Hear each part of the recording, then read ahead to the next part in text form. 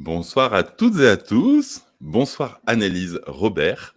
Voilà, Bonsoir. bienvenue, sur, notre espace, donc sur, Vibration Nouvelle Terre. Et ce soir, nous allons aborder, ton thème de prédilection, donc l'hypersensibilité, et nous allons relier, ce domaine à, un petit peu notre domaine à nous, ce qui est en Mmh. fait, on va dire les graines d'étoiles, les enfants indigos, les êtres un peu spéciaux que nous sommes tous. Et voilà, donc c'est très, très intéressant parce que, je suis pas du tout dans ma zone de confort, à OK. aborder ce sujet avec toi, et ça va être très drôle pour moi donc de faire un exercice de voilà, de m'aventurer dans un nouveau, paradigme, parce que finalement à chaque domaine est son paradigme, et de voir un petit peu, quels sont les ponts entre nous et les Mmh. les les différences de perception qui enrichissent bien sûr, tout le monde. Et du coup, comment, as-tu compris que tu étais, hypersensible, et comment ça s'est matérialisé dans ta vie, et voilà, quels sont les outils que tu as après développés pour, mmh, j'allais dire surpasser, ou en tout cas concilier cette hypersensibilité avec le monde actuel dans lequel nous vivons? OK. Alors, on va commencer par la première question. Comment j'ai découvert? Bah, déjà, beaucoup de gens me disaient, «Qu'est-ce que tu as? Tu exagères, tu es très sensible, c'est vraiment bizarre. Pourquoi tu en fais tout le temps trop?» Des choses comme ça, tu vois? Et il y avait aussi un médecin quand j'étais toute petite, il avait dit: «Cette petite fille est vraiment très sensible». Mais voilà, ça avait passé dans l'oreille de mes parents, ils s'étaient pas trop posé de questions. Et puis voilà, je me disais: «Mais qu'est-ce que j'ai de bizarre?» Je me regardais dans la glace, je me trouvais différente. Je sentais que j'étais pas comme les autres, j'avais pas un groupe d'amis, j'avais pas les mêmes envies, les mêmes trucs que les autres. Et un jour, je suis tombée sur le livre de Christelle Petit-Colin qui s'appelle Je pense trop. Vers 23 ans, j'ai lu ça et je me suis dit, c'est moi. Donc c'était moi, ce cerveau qui partait dans tous les sens, qui était hypersensible, qui pensait à plein de trucs et tout. Et c'est là que j'ai su que j'étais hypersensible.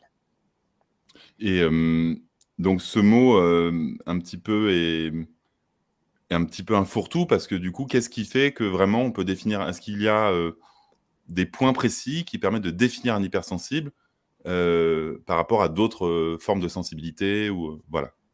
Ouais. En fait, tu peux être hypersensible dans plein de domaines. Tu peux être hypersensible physique, hypersensible émotionnel, hypersensible dans plein de domaines qui sont différents. Alors, les hypersensibles physiques, eh ben, les étiquettes les grattent, tu vois, ils supportent pas grand-chose. Ils vont être très sensibles aussi au niveau des caresses, donc ça, c'est plutôt agréable. Ils vont avoir le goût très développé. Tout le monde dit c'est super bon, eux, ils disent ah bah non, ça goûte le produit vaisselle parce que la personne, elle a fait la pâte à pizza sur un plan de travail et puis nous, on perçoit qu'il y a un petit problème, tu vois. Mais les gens normaux, ils vont dire, les gens de la population générale va dire, il n'y a aucun problème. Pareil au niveau de l'odorat, on va percevoir, si on arrive après quelqu'un, on va sentir son odeur. Et des fois même des odeurs astrales, c'est-à-dire que ça, c'est encore d'autres sens développés des hypersensibles, plus spirituels. On va sentir en fait par le nez des mauvaises odeurs sur des personnes alors que les autres ne sentent rien. Donc ça, c'est encore autre chose que l'odorat des hypersensibles. Je suis déjà partie dans un autre Oui, truc. oui, oui, oui, non, mais c'est parfait, j'adore. Non, non, mais OK. c'est exactement le sujet qu'on va redévelopper bien sûr, tout à l'heure. Mais oui, ça fait partie complètement c'est central dans le thème de ce qu'on va développer ce soir, donc c'est génial. C'est Voilà. ça. Donc après, hypersensible au niveau de ce qu'on entend. Moi, je vais entendre la vibration des mots, les mots que je vais employer aussi. Je vais être très sensible à ça quand j'écris, quand j'emploie des mots, quand je lis, quand j'écoute les clients qui me racontent leurs choses. Je vais écouter exactement ce qu'ils disent. Donc, je vais sentir des choses à travers leurs mots, à travers leur énergie, à travers ce qu'ils envoient, tu vois, dans le champ énergétique. Donc, l'hypersensible, il a tous les sens hyper développés. Alors ça, c'est chouette. Mais donc, on sature beaucoup plus vite, on est 1000 fois plus fatigué, 1000 fois plus épuisable, et on va avoir tendance à avoir parfois moins de résistance que les autres sur certains plans, et d'autres fois une force de travail et vraiment beaucoup d'entraînement et de résistance sur d'autres. Donc tu vois, c'est un petit peu les deux en même temps. Et après, il y a plein d'étiquettes. Il y a les autistes, les hypersensibles, Voilà, les exactement. potentiels. Et donc, on peut les avoir tous, ou avoir certains, mais pas tous, les indigos. Tu vois, après, c'est à chacun de voir qui il est. Mais moi, j'ai beaucoup de gens qui me disent, j'aime pas me coller une étiquette, Annelise. Et moi, je dis, Exactement. oui, mais si ça peut t'aider à vivre et arrêter de penser que tu es anormal et que tu es un problème, une petite étiquette, parfois, ça peut aider. En tout cas, moi, ça m'a beaucoup aidé à arrêter de croire que j'étais un problème. En fait, si tu veux, en préparant un petit peu ce soir, et je me suis dit, c'est un peu comme, on parlait des blessures de l'âme, enfin, en tout cas de Louise, De Lise, Bourbon. ouais. Lise, pardon. Et du coup, ce qui, moi, peut un petit peu me déranger, c'est justement le clivage que peut créer le fait de s'assimiler à un groupe, Mmh. Donc de ne pas en sortir parce qu'on trouve un espèce de confort à s'assimiler hypersensible ou Asperger ou je sais quoi d'autre. Alors, bien Ouais. sûr, autiste, c'est une vraie maladie, machin truc, mais Asperger, par exemple, il y a des limites où on l'est très légèrement et on peut avoir tendance à amplifier finalement son Asperger ou son hypersensibilité, s'enfermer dedans et quelque part se positionner presque un peu en victime, quelque part. Alors, c'est un Mmh. peu dur Mmh. mes mots, hein. Et Non, non, comment on vas-y. fait justement pour pas rester enfermé et en profiter comme un outil, comme un tremplin, plus que comme finalement une un plafond de verre, une prison, enfin voilà, Mmh. quelque chose de Alors je limitant. Je reviens sur un truc que j'ai dit avant pour pas l'oublier, c'est qu'il y a les hypersensibles physiques et il y a aussi les hypersensibles émotionnels. Donc par exemple, moi je sais que je suis pas hypersensible émotionnelle, sinon je pourrais pas faire le travail que je fais. Donc tu vois, faut voir dans quoi tu es hypersensible. Tu peux être très sensible, sentir les émotions des autres, être empathique, sans être détruit par les émotions des autres et te sentir trop mal. Donc il faut déjà voir quelle hypersensibilité. Et ensuite, je crois que les hypersensibles, on est une minorité, on est toujours plongé dans le monde classique. Donc on risque pas de s'enfermer puisqu'on est obligé toute la journée d'aller vers les autres, d'aller faire des choses qui vont nous demander des efforts, de sortir de notre zone de confort et tout. Et entre hypersensibles, des fois, c'est pas si simple parce que ça va être deux personnes au bord des larmes, à fleur de peau, tu vois. Donc des fois, c'est presque, il y a des relations qui peuvent être compliquées. Alors, je crois que les hypersensibles, ils se mettent pas que entre eux et ils sont obligés d'aller vers les autres. Donc, ils vont pas avoir tendance à s'enfermer totalement. Et après, si vraiment la personne, elle s'enferme chez elle, elle bouge plus, elle sort plus, là, c'est sûr qu'il y a des choses à changer pour l'aider et qu'elle est dans un moment d'enfermement. Mais l'hypersensible, il doit tous les jours, tu vois, y retourner. Et après, il retourne dans sa grotte, dans son petit cocon, il souffle, il se recharge et il repart. Par exemple, si je prends le mot hypersensible Ouais. et donc sensible, hypersensible, donc c'est la sensibilité. Par exemple, la sensibilité peut être une qualité, la sensiblerie peut être un défaut. Mhm. Est-ce que finalement un hypersensible est dans la sensiblerie Ouais. ou quand même dans la sensibilité? OK. Alors, je pense qu'un hypersensible qui a traité ses traumas, ses peurs, ses angoisses, qui n'est plus en perturbation émotionnelle, eh bien, lui, il est dans l'hypersensibilité, ce qui est beau, c'est-à-dire de cœur à cœur. Il peut sentir ce que tu ressens, il peut te donner de l'empathie, il va vivre des choses très, très fortes avec toi et avec les autres. Alors qu'un hypersensible qui n'a pas traité les choses, il est en stress post-traumatique toute la journée. Donc, il se sent agressé, il se sent attaqué, il se sent en danger, il a peur, des fois, il l'agresse aussi parce qu'il a l'impression que les autres lui veulent du mal, alors que les autres essayent de nourrir des besoins, mais parfois ils le font en parlant fort ou en agressant. Et donc lui, il va prendre les choses pour lui, tu vois, alors que ça ne le concerne pas. C'est l'autre qui a un problème d'agressivité.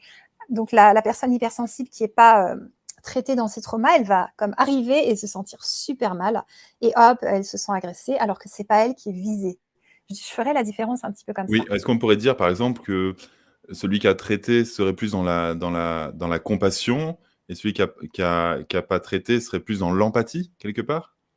Alors, celui qui est dans la compassion, oui, mais il est aussi dans l'empathie, c'est-à-dire qu'il va être empathique avec cette personne qui s'énerve au volant parce que, en fait, moi, ça me touche, quoi. Je me dis: «Oh là là, la pauvre, quoi, elle a vraiment encore, du mal à rester calme» et elle m'envoie ça, mais en fait, l'idée, c'est d'apprendre aux hypersensibles, ça glisse, ça va à la terre parce que ça va à la terre. C'est la destination où ça doit aller, tu vois? Donc l'empathie, c'est la base de ce qu'il faut. Donc je dirais pas que c'est l'autre groupe, mais l'autre groupe, en fait, prend les choses personnellement, se sent agressé à tout moment et vraiment se sent super mal. Donc, le pauvre, quoi. Moi, j'en ai beaucoup des personnes comme ça qui m'arrivent. Elles sont en état de stress. Tout le corps est en stress, tu vois. Donc ça, il faut le modifier parce que sinon, c'est douloureux, vraiment, et mauvais pour la santé. Et donc, finalement, toi, tu reçois donc ça, c'est ton activité principale. Donc tu Mmh. reçois des personnes peut-être, en état traumatique, finalement, Tout à fait. de par leur hypersensibilité et donc tu les aides en fait, est-ce que c'est un travail presque de psy? Comment tu définirais ton aide, en fait, que tu apportes, aux Ouais. hypersensibles? En fait, ce que je fais, c'est que c'est de la thérapie pour hypersensibles. C'est une aide spécialement pour la personne, vraiment adaptée à ses besoins, tu vois? Et donc, on va traiter les traumas, traiter les peurs, les angoisses, les phobies, lui apprendre à traiter ses peurs aussi avec la régulation émotionnelle Tipeee. Je vais lui apprendre dans une formation. Et la personne, elle va donc sortir de cet état de carrière de victime Tu vois, comme tu disais tout à l'heure, hein, parce que Mmh. clairement, c'est ça. Elles Oui. y peuvent rien. Elles attirent les prédateurs. Donc, si elles changent pas leur vibration, ça continue. Tu vois, elles les attirent dans la rue, elles les attirent au boulot, elles les attirent en couple. On modifie ça. La personne, elle va monter en vibration, elle va changer. Et puis, ces traumas, elle va pouvoir en parler sans pleurer. Et il se passe beaucoup de choses, tu vois, c'est des moments très forts. J'ai une dame qui vient me voir pour des TOC. Et moi, j'attaque pas les TOC directement. Je vais d'abord un petit peu creuser, pacifier les relations familiales, retrouver son enfant intérieur, faire un peu des choses comme ça. Et puis, au bout d'un moment, elle me dit, on creuse et il y a un abus sexuel, tu vois, Mmh. de son cousin. Et en fait, elle me parle de ces TOC et elle me dit, j'ai des tocs de propreté, je nettoie tout. Tout ce qui rentre chez moi doit être briqué, désinfecté. Et là, je lui dis, qu'est-ce qui est rentré de force sans que vous puissiez rien faire quand vous étiez petite? Et là, elle me dit, mon cousin. Elle s'effondre en larmes. Et c'est 30 ans de tocs, tu vois.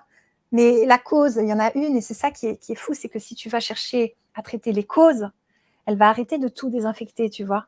C'est, je sais pas comment t'expliquer, mais c'est Oui, oui, son je enfant intérieur mmh. pour survivre qui s'est mis à dire je désinfecte tout ce qui rentre chez Je moi, plus contrôle, quoi. personne ne rentrera de force, tu vois. C'est Ouais. énorme.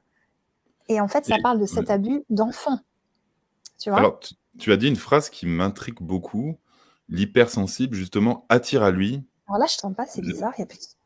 ah, moi, je tu m'entends Ah, plus? vas-y, tu peux refaire. Oui, je disais, tu as dit une phrase que j'ai trouvée très intéressante: «L'hypersensible attire à lui l'abus» et finalement Oui. va créer, ben, son propre, va répéter son propre trauma, en final. Mhm. Et donc, est-ce que tu dirais que c'est propre aux hypersensibles ou c'est propre aux personnes, quelque part, qui ont subi déjà, dans leur, énergie ou dans leur empreinte, un abus et que finalement c'est encore imprimé dans leur corps subtil ou dans leur Mhm. aura, tout simplement, alors dans notre champ sémantique à nous, bien sûr? Oui, oui, tout à fait. Alors c'est propre à tout le monde. En fait, si on a ça à travailler dans cette vie, l'abus, que ça vient de nos parents et cetera, on va l'attirer. Donc au bout d'un moment, quand tu n'es plus un enfant, tu vas essayer de changer ça afin de plus attirer ce genre de problème, tu vois? Mais ça, pour sortir de la carrière de victime, il y a un job à faire. Parce que les personnes, elles sont attirées aussi par les abuseurs. C'est-à-dire que, la dame, par exemple, les hommes qu'elle va regarder, c'est des hommes, je sais pas, qui vont très mal, qui sont dépressifs, qui ont une tendance à l'abus. Tu vois, elle va être attirée peut-être par l'agresseur qu'elle a eu quand elle était petite. Donc, elle aussi, elle doit essayer de tomber amoureuse de quelqu'un de sain qui va bien. Et presque certaines clientes me disent, non mais moi je m'ennuie quoi, il va bien, il est sain. Je fais Ouais. oui, mais il faut passer par là parce qu'on va changer les attirances là. Le but c'est pas que vous retombiez encore et encore sur un homme qui vous insulte quand vous faites l'amour, etc. et qui vous abuse dans les mots. Parce que ça peut être une reproduction d'abus sans que ça soit la même, tu vois. Ça peut être par les mots cette fois et non par le corps. Alors, donc, tu parlais donc des différentes formes d'hypersensibilité. On va un petit peu Mhm. développer parce que ça, c'est très intéressant, qui donnent certaines, capacités. Donc, c'est-à-dire que, par exemple, l'hypersensibilité donc, qui est la tienne, c'est une hypersensibilité qui est liée, j'imagine, à une forme d'intelligence particulière, qui crée Mhm. peut-être un neuroatypisme ou quelque chose. Et donc, par exemple, si on parle de toi, ton hypersensibilité te donne peut-être un super pouvoir et du coup, comment ça marche, en fait? OK. Alors moi, je suis hypersensible physique surtout. Donc c'est sûr que je vais être fatigable, les habits me grattent très, très vite, les goûts, les odeurs peuvent me déranger ou me plaire vraiment, tu vois? Après émotionnellement, j'ai travaillé là-dessus. Parce que si, tu viens en séance avec moi, je vais ressentir tes émotions et je vais mettre à la terre. Donc vraiment, je vais avoir le rôle de thérapeute, ça va à peine, aller, à travers moi, ça va directement aller à la terre parce que je veux t'aider. Donc il peut m'arriver d'avoir la larme à l'œil dans une séance, mais c'est extrêmement rare, tu vois? Parce que vraiment, mais alors parfois, je peux trembler de partout parce qu'avec la cliente ou le client, on est vraiment dedans, tu vois, c'est fort. Et là, c'est trop énorme comme l'histoire que j'ai racontée avant, tu vois.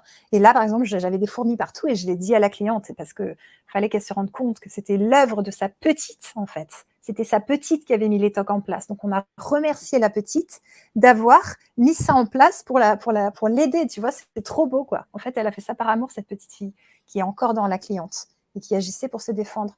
Donc, à ces moments-là, bah voilà, je vais être touchée. Puis après, je vais me servir aussi de tout ce que je perçois au niveau sensitif, mes intuitions. Il y a beaucoup de choses qui vont m'arriver comme ça, je ne sais pas trop d'où. Et c'est comme ça que je vais aider les gens. Tu vois, je vais dire un exemple, c'est pile l'exemple de la personne. Tu vois, je prends l'exemple de son frère, c'est exactement ça. Je, C'est vraiment du feeling, un côté un petit peu médium aussi qui va faire que, Voilà, c'est ça. voilà, c'est ça. Donc ça, c'est ta forme d'hypersensibilité Ouais. et ensuite pour les autres, qu'est-ce que ça a comme avantage quelque part? Ou comme, qu'est-ce que ça donne encore une fois comme super pouvoir, dans les autres D'être formes hypersensible, d'hypersensible? Voilà, mais c'est ça? plus précisément dans des formes, spécifiques, voilà. OK. Donc en fait, quand tu es hypersensible, le but, c'est de le savoir. Si tu ne le sais pas, tu crois que tu es pas normal, tu crois que tu as un problème et tout. Donc moi, mon job, c'est d'aider les gens à le découvrir. Il y en a beaucoup qui regardent cette conférence aujourd'hui et qui vont me dire: «Annelise, incroyable, j'ai 65 ans, je viens de découvrir, grâce à Sydney et vous, que je suis hypersensible. C'est fou. Toute la vie, on m'a reproché, de pas être à l'heure, d'être complètement perdue, d'être complètement, dans mon monde, rêveuse», tu vois? Donc les gens vont découvrir déjà ça. Donc, si vous le savez, vous allez avoir le super pouvoir de pouvoir sentir les émotions des autres, donc mieux les comprendre, pouvoir mieux les soutenir, leur donner de l'empathie. Vous allez avoir une vision, tu vois, haute. Il y a beaucoup de personnes qui ont vu le Covid comme quelque chose de Positif. normal et Ah, tu vois, à travers lequel on devait passer et n'avaient pas mmh. peur et ne l'ont jamais eu d'ailleurs, tu vois. Mmh, Donc mmh c'est mh. un peu ça le truc, c'est que l'hypersensibilité, c'est vraiment un gros pouvoir, mais il faut savoir la gérer. Sinon, c'est elle qui te gère. Ça, c'est Oui, pas bien sûr. marrant. Bien sûr, bien sûr, bien sûr. Mmh. Alors, bah, justement, on a un témoignage d'Aurélia qui nous dit: «Personnellement, intimement, je me sens faire partie du groupe des hypersensibles, hyper empathiques, émotionnels et odorat subtil dans la nature ou la ville, peu importe. Après un décès, odeur de poubelle ou odeur de fleurs comme la violette, toute une Tout aventure». à fait, Donc là, par exactement. exemple, qu'est-ce que tu ressens quand tu vois le témoignage d'Aurélia? Qu'est-ce que Alors ça t'évoque? clairement, là pour moi, il y a le décès, la personne qui est au ciel, qui la contacte par des odeurs.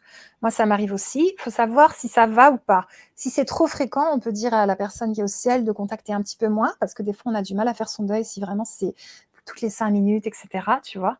Donc elle peut demander, faire une communication avec, la personne et lui dire: «Voilà, ça me va bien» ou peut-être un peu moins, donc voir déjà pour elle si c'est OK.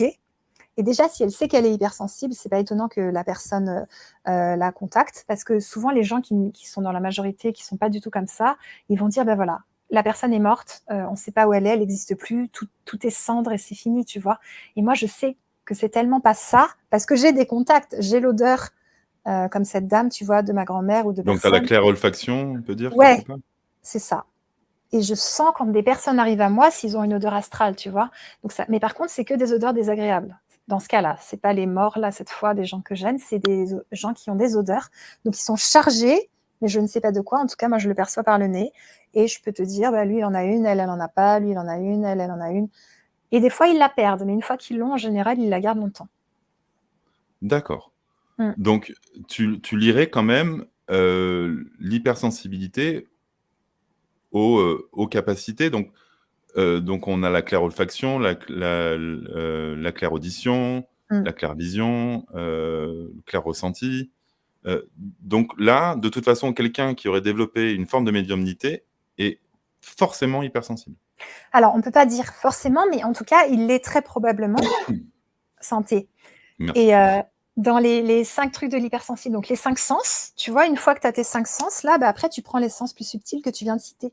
Et moi Oui. j'observe qu'il y a beaucoup d'hypersensibles qui, ont aussi ça. Mais attention, l'hypersensibilité pour moi, c'est comme un spectre, un arc-en-ciel.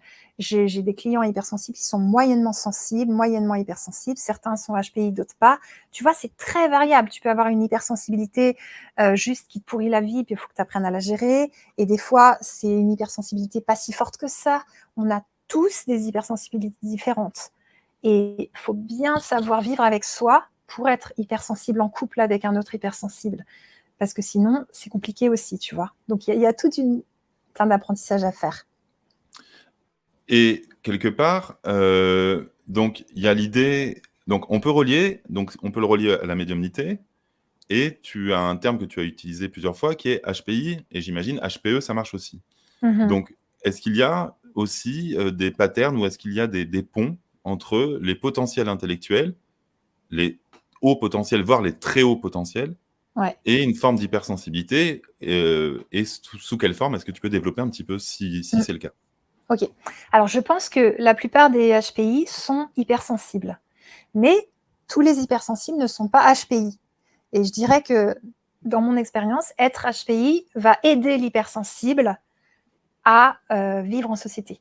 Parce que tu vois, des fois, ce cerveau qui pense trop, qui comprend les choses et tout, il va pouvoir appliquer un petit peu ce qu'on attend de lui.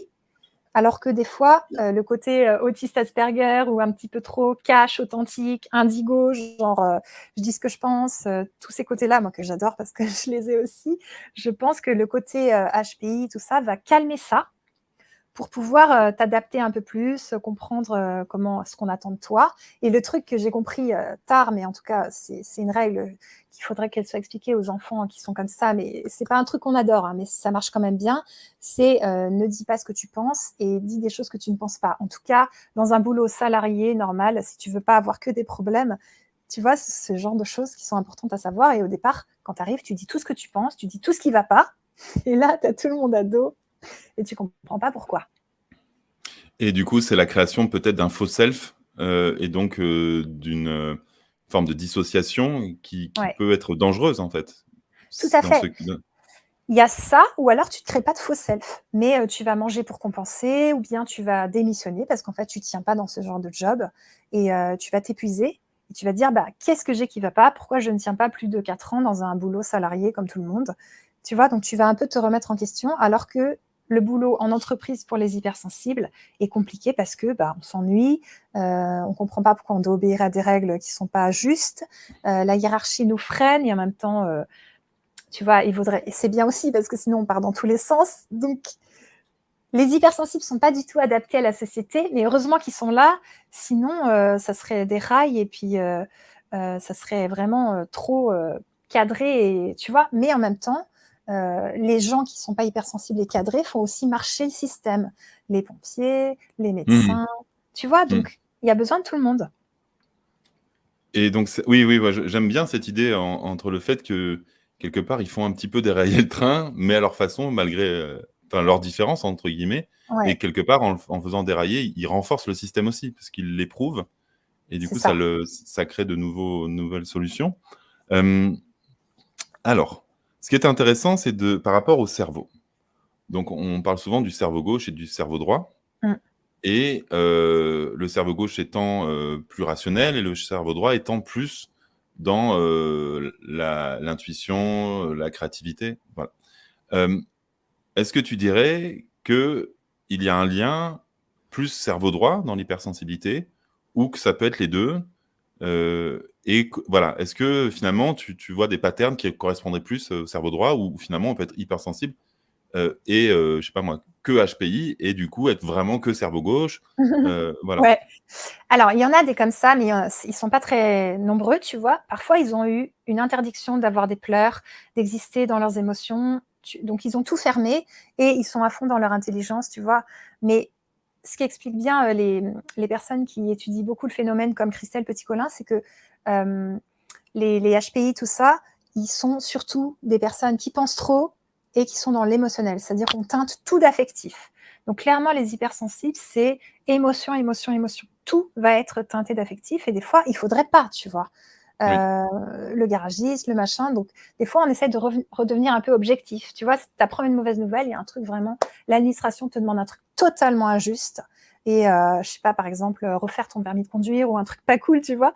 Et toi, oui, tu es là, mais tu es effondré, tu es dans l'émotionnel, tu es dans l'affectif. Et après, des fois, je dis aux personnes, on se remet dans l'objectivité, il faut faire les choses les unes après les autres, le code, le permis, on recommence et on essaie de calmer le cerveau droit et de faire travailler le cerveau gauche parce que sinon la personne, elle va se pourrir la vie pendant le temps que va durer ce truc, tu vois, ça peut durer 1 an. Quand elle l'a oui, appris, quand elle s'est mise à faire son code, quand elle passe son permis, qu'elle le rate, qu'elle le recommence, oui, qu'elle le réussit. Donc tu vois, c'est émotionnel, c'est affectif l'hypersensible. Donc c'est ouais, cerveau droit. oui. Ah oui, d'accord. Ah, c'est cerveau droit alors? Et ben ouais, et cerveau gauche, c'est rationnel, Oui, logique, c'est cerveau, mathématique. excuse-moi, oui, oui, non, mais moi je suis dyslexique alors là, genre je oui, oui, non, Ouais. on est d'accord, on est d'accord, on est d'accord. Est-ce que du coup, ça pourrait avoir tendance à donner une forme de procrastination, voire d'auto-sabotage d'être hypersensible? Alors dans quel sens tu veux dire ça? Et ben, par exemple, j'ai un papier à faire et ça me terrorise tellement que je le fais pas et du coup, ben, je vais faire tout, sauf faire ce que je dois faire et Ouais. petit à petit, ça s'accumule, ça met dans un état de stress qui me voilà. Voilà. Ouais, alors ça, pour moi, c'est pas lié aux hypersensibles, c'est lié à la peur et au blocage que tu as par rapport à ça. Donc, si tu traites ta peur et ton blocage, ça lève le blocage, la croyance négative s'en va, tu mets une bonne croyance positive dessus et hop, tu vas faire ton travail.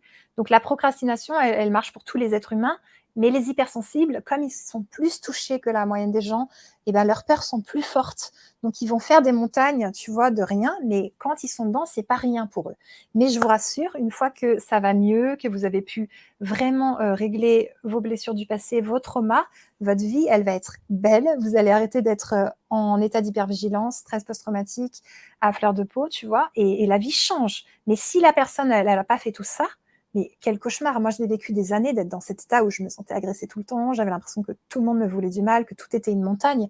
Et on s'épuise, quoi. Le soir, des fois, on cogite pendant des heures, parce que quand on mange du Mmh. sucre et tout, on parlera peut-être alimentaire. Mais je Mmh. veux dire, l'alimentation touche beaucoup les hypersensibles et l'alimentation normale, bah, moi, je dors pas si je mange ça. Je suis survoltée dans ma tête, tu vois, ça bouillonne. Donc tu manges des choses qui n'aident pas le cerveau entre guillemets? Enfin, bah, on peut en parler d'ailleurs, ben, Ouais, développe un peu sur bah, en l'alimentation. fait, j'ai remarqué que les hypersensibles, ils sont très sensibles au gluten, aux produits laitiers, au sucre et que quand ils en mangent trop, ils vont être survoltés. Donc gros troubles du sommeil, ils n'arrivent pas à arrêter de penser, ça dure 2-3 heures avant de s'endormir, ils s'endorment d'épuisement physique, donc le mental, au bout d'un moment, il lâche, tu vois?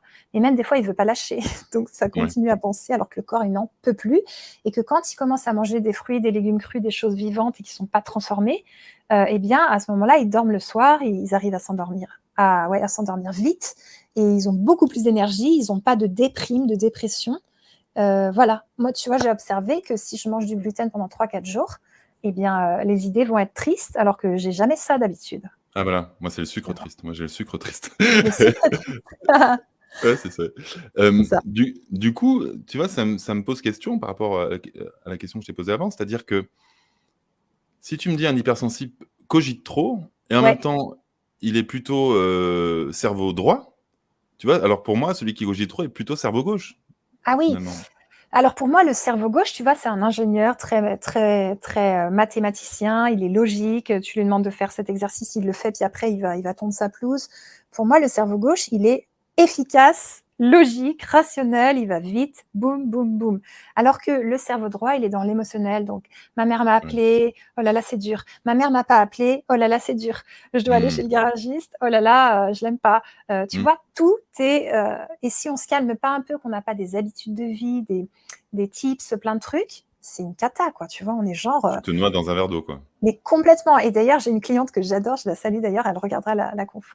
Elle s'appelle Laetitia. Eh bien, ça, elle a vu plusieurs psys avant de me rencontrer. Elle m'a dit, ma première psy m'a dit, Madame, vous vous noyez dans un verre d'eau. Mais ça n'aide pas un hypersensible, tu vois, parce que pour Mmh. elle, c'était pas le cas.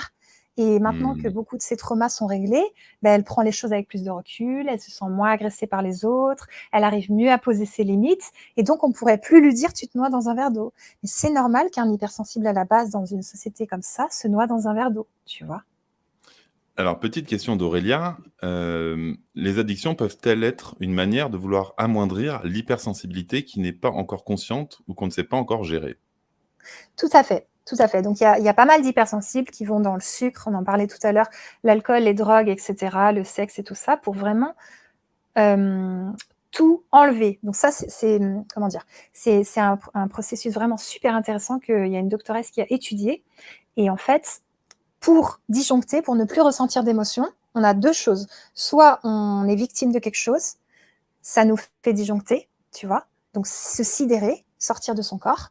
Soit on agresse, pareil, on va disjoncter et donc ne plus ressentir ses émotions. Donc un hypersensible qui est polytraumatisé, il a vécu des trucs super durs, il va utiliser les drogues pour disjoncter. Ou bien il va utiliser la carrière de victime, sans le vouloir bien sûr, en subissant des agressions pour disjoncter. Donc sortir de son corps, se dissocier, se sidérer, je ne ressens plus rien, tout va mieux. Ou il va agresser les autres, mais s'il est bien coupé de son corps et coupé de ses émotions, il sera plus empathique. Donc il pourra le faire aussi. Mais c'est un peu plus rare, j'espère en tout cas. Donc tu vois, c'est tout à fait possible, Aurélia, qu'il y ait des personnes, pour ne plus ressentir toutes ces émotions tellement fortes, qu'ils utilisent les addictions. Et il y a l'idée de se punir, de ressentir cette sensibilité, en fait, quelque part, dans ce que tu décris? Alors en fait, je dirais que c'est surtout, je ne peux plus supporter la douleur que j'ai quand je pense par exemple, à cette rupture, à ce deuil, au fait que, mon oncle ne veut plus me parler ou je ne sais pas quoi, tu vois? C'est insupportable. Donc là, il faut stopper le truc.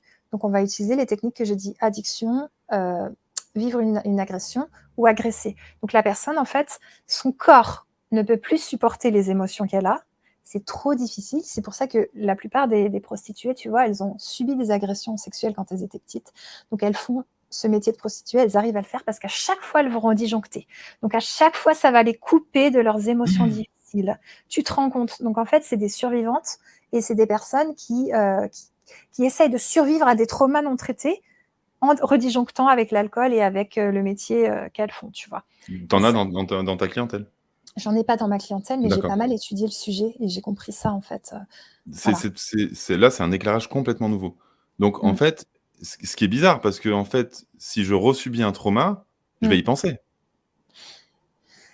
Ouais, mais en fait, la personne, elle va disjoncter peut-être déjà en imaginant qu'elle va le subir. Ça va lui permettre de disjoncter. Donc là, on parle vraiment que c'est je sais pas comment dire, mais disjoncter à l'intérieur de son corps. C'est-à-dire que si elle ressentait les émotions dont on parle, elle pourrait mourir tellement c'est douloureux. C'est pour ça que dans un viol, les personnes, elles disjonctent, elles sortent de leur corps. Les enfants aussi, et amnésie traumatique. C'est parce que sinon, c'est tellement violent que les drogues que le corps, il envoie pour essayer de supporter, va tuer la personne. Ça va la tuer, tu vois. C'est des vraies drogues qui sont envoyées par le corps, ça la tue. Donc le Les système est hormones, bien. c'est ce que tu as ouais. C'est ça. Donc en fait, le système est fait que la personne disjoncte. Et ensuite, la personne, si elle imagine des agressions qu'elle va faire subir ou qu'elle va subir, elle va redisjoncter. Et j'étudie aussi, tu vois, les psychopathes, parce que ça m'intéresse toujours de comprendre. Eh bien, ils disjonctent en imaginant le meurtre qu'ils veulent faire, ils disjonctent pendant qu'ils font le meurtre, et ils disjonctent après en repensant au meurtre. Donc à tous ces moments-là, ils sont plus dans leur émotion, donc ils souffrent pas.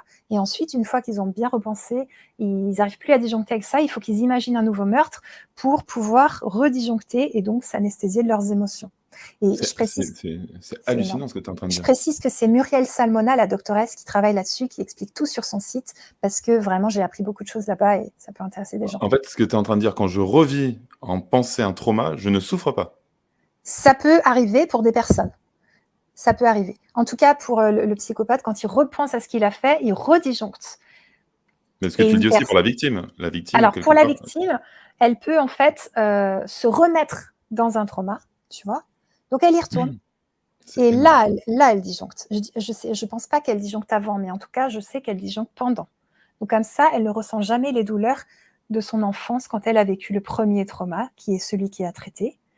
Et parce qu'en fait, souvent, tu vois, j'ai des gens qui arrivent, Annelise, j'ai pas d'émotion. Et on travaille un peu, et au bout d'un moment, il y a des petites émotions qui sortent. Donc, ceux-là, ils ont tout cadenassé. Et d'autres, tu vois, ça va sortir. Ils arrivent dans un état, ils disent, je suis en trombe d'émotions, c'est un cauchemar, je vais mourir d'émotions. Bah oui, parce qu'ils ont tellement entassé, tu vois, et là, ça sort. Donc, ces gens-là qui disjonctent à chaque fois, si ça sortait d'un coup, ça serait chaud, tu vois, vraiment. Waouh. Donc, Donc en fait, on cache le trauma racine par de nouveaux traumas c'est ça. Et il qui, faut en fait, regarder. camouflent le trauma principal, mais sont une réplique ou un écho du trauma initial. Complètement. Et les attirances des personnes peuvent montrer quel était le trauma initial. Tu vois, par exemple, une petite fille qui a été agressée par un garçon qui buvait, qui fumait, et ben, de 20 ans de plus qu'elle, par exemple à 8 ans, elle va Mmh. peut-être être attirée par des hommes de 20 ans de plus qu'elle qui fument et qui boivent et qui ont la même coupe de cheveux, tu vois. Et ça va être une attirance genre coup de foudre, tu vois. Et là, soit elles y retournent et ça recommence, mais c'est peut-être pas la même chose, soit elle traite et elle commence à comprendre qu'est-ce qui se passe. Et souvent en EMDR et en DEMOCA, moi c'est la DEMOCA C'est que je quoi? fais. Tu Tu sais, peux l'EMDR, c'est les mouvements oculaires ah oui, non, je qui sais vont pas. permettre, ouais, OK, donc c'est une thérapie. Donc moi c'est de la DEMOCA, c'est un peu pareil. Des mouvements oculaires qui vont faire remonter des traumas en surface. Donc la personne va se rappeler qu'en fait elle a subi ça, ça, ça. Et grâce au mouvement oculaire, ça va ranger dans le cerveau le trauma dans une case souvenir qui ne fait plus mal. Donc la personne pourra en parler sans avoir mal. Et puis ensuite, elle pourra arrêter d'attirer les mêmes agresseurs à tout bout de champ. Tu Est-ce vois. qu'on pourrait, imaginer que ça pourrait marcher pareil avec du rebirth ou de toutes ces techniques de respiration très, très fortes, d'hyperventilation qui mettent dans un état second et qui permettre peut-être d'accéder à certains traumas? Ouais, tout à fait. Ça marche aussi pour les faire sortir. Mais ce qui est cool dans la DMOCA et le MDR, c'est que là, à ce moment-là, on les traite. Donc la personne, OK. elle va les revivre en séance. Donc ça secoue, c'est de la thérapie qui secoue. Et moi, j'adore parce qu'à la fin de la séance, la personne, elle va beaucoup mieux, tu vois, et elle sort d'états de stress post-traumatique. Donc on a décrit tout à l'heure, cauchemar, flashback, peur de tout, sursauter, etc. Donc c'est énorme. Donc tu dirais qu'un hypersensible a tendance à se créer plus de problèmes? Que En à fait, s'attirer des «emmerdes» entre guillemets? il Ou va des les ou des vivre plus vite, il va les vivre plus fort, pardon, les problèmes, donc il va les ressentir plus fort. Et c'est pas qu'il s'attire des emmerdes, mais comme il aime apprendre, il aime aller vers les autres et tout, bah, il va rencontrer plus de monde et tout. Et comme n'importe qui, une personne qui n'a pas réglé ses traumas, à part si elle s'isole chez elle sans jamais sortir, eh bien, elle va remettre en scène les mêmes histoires.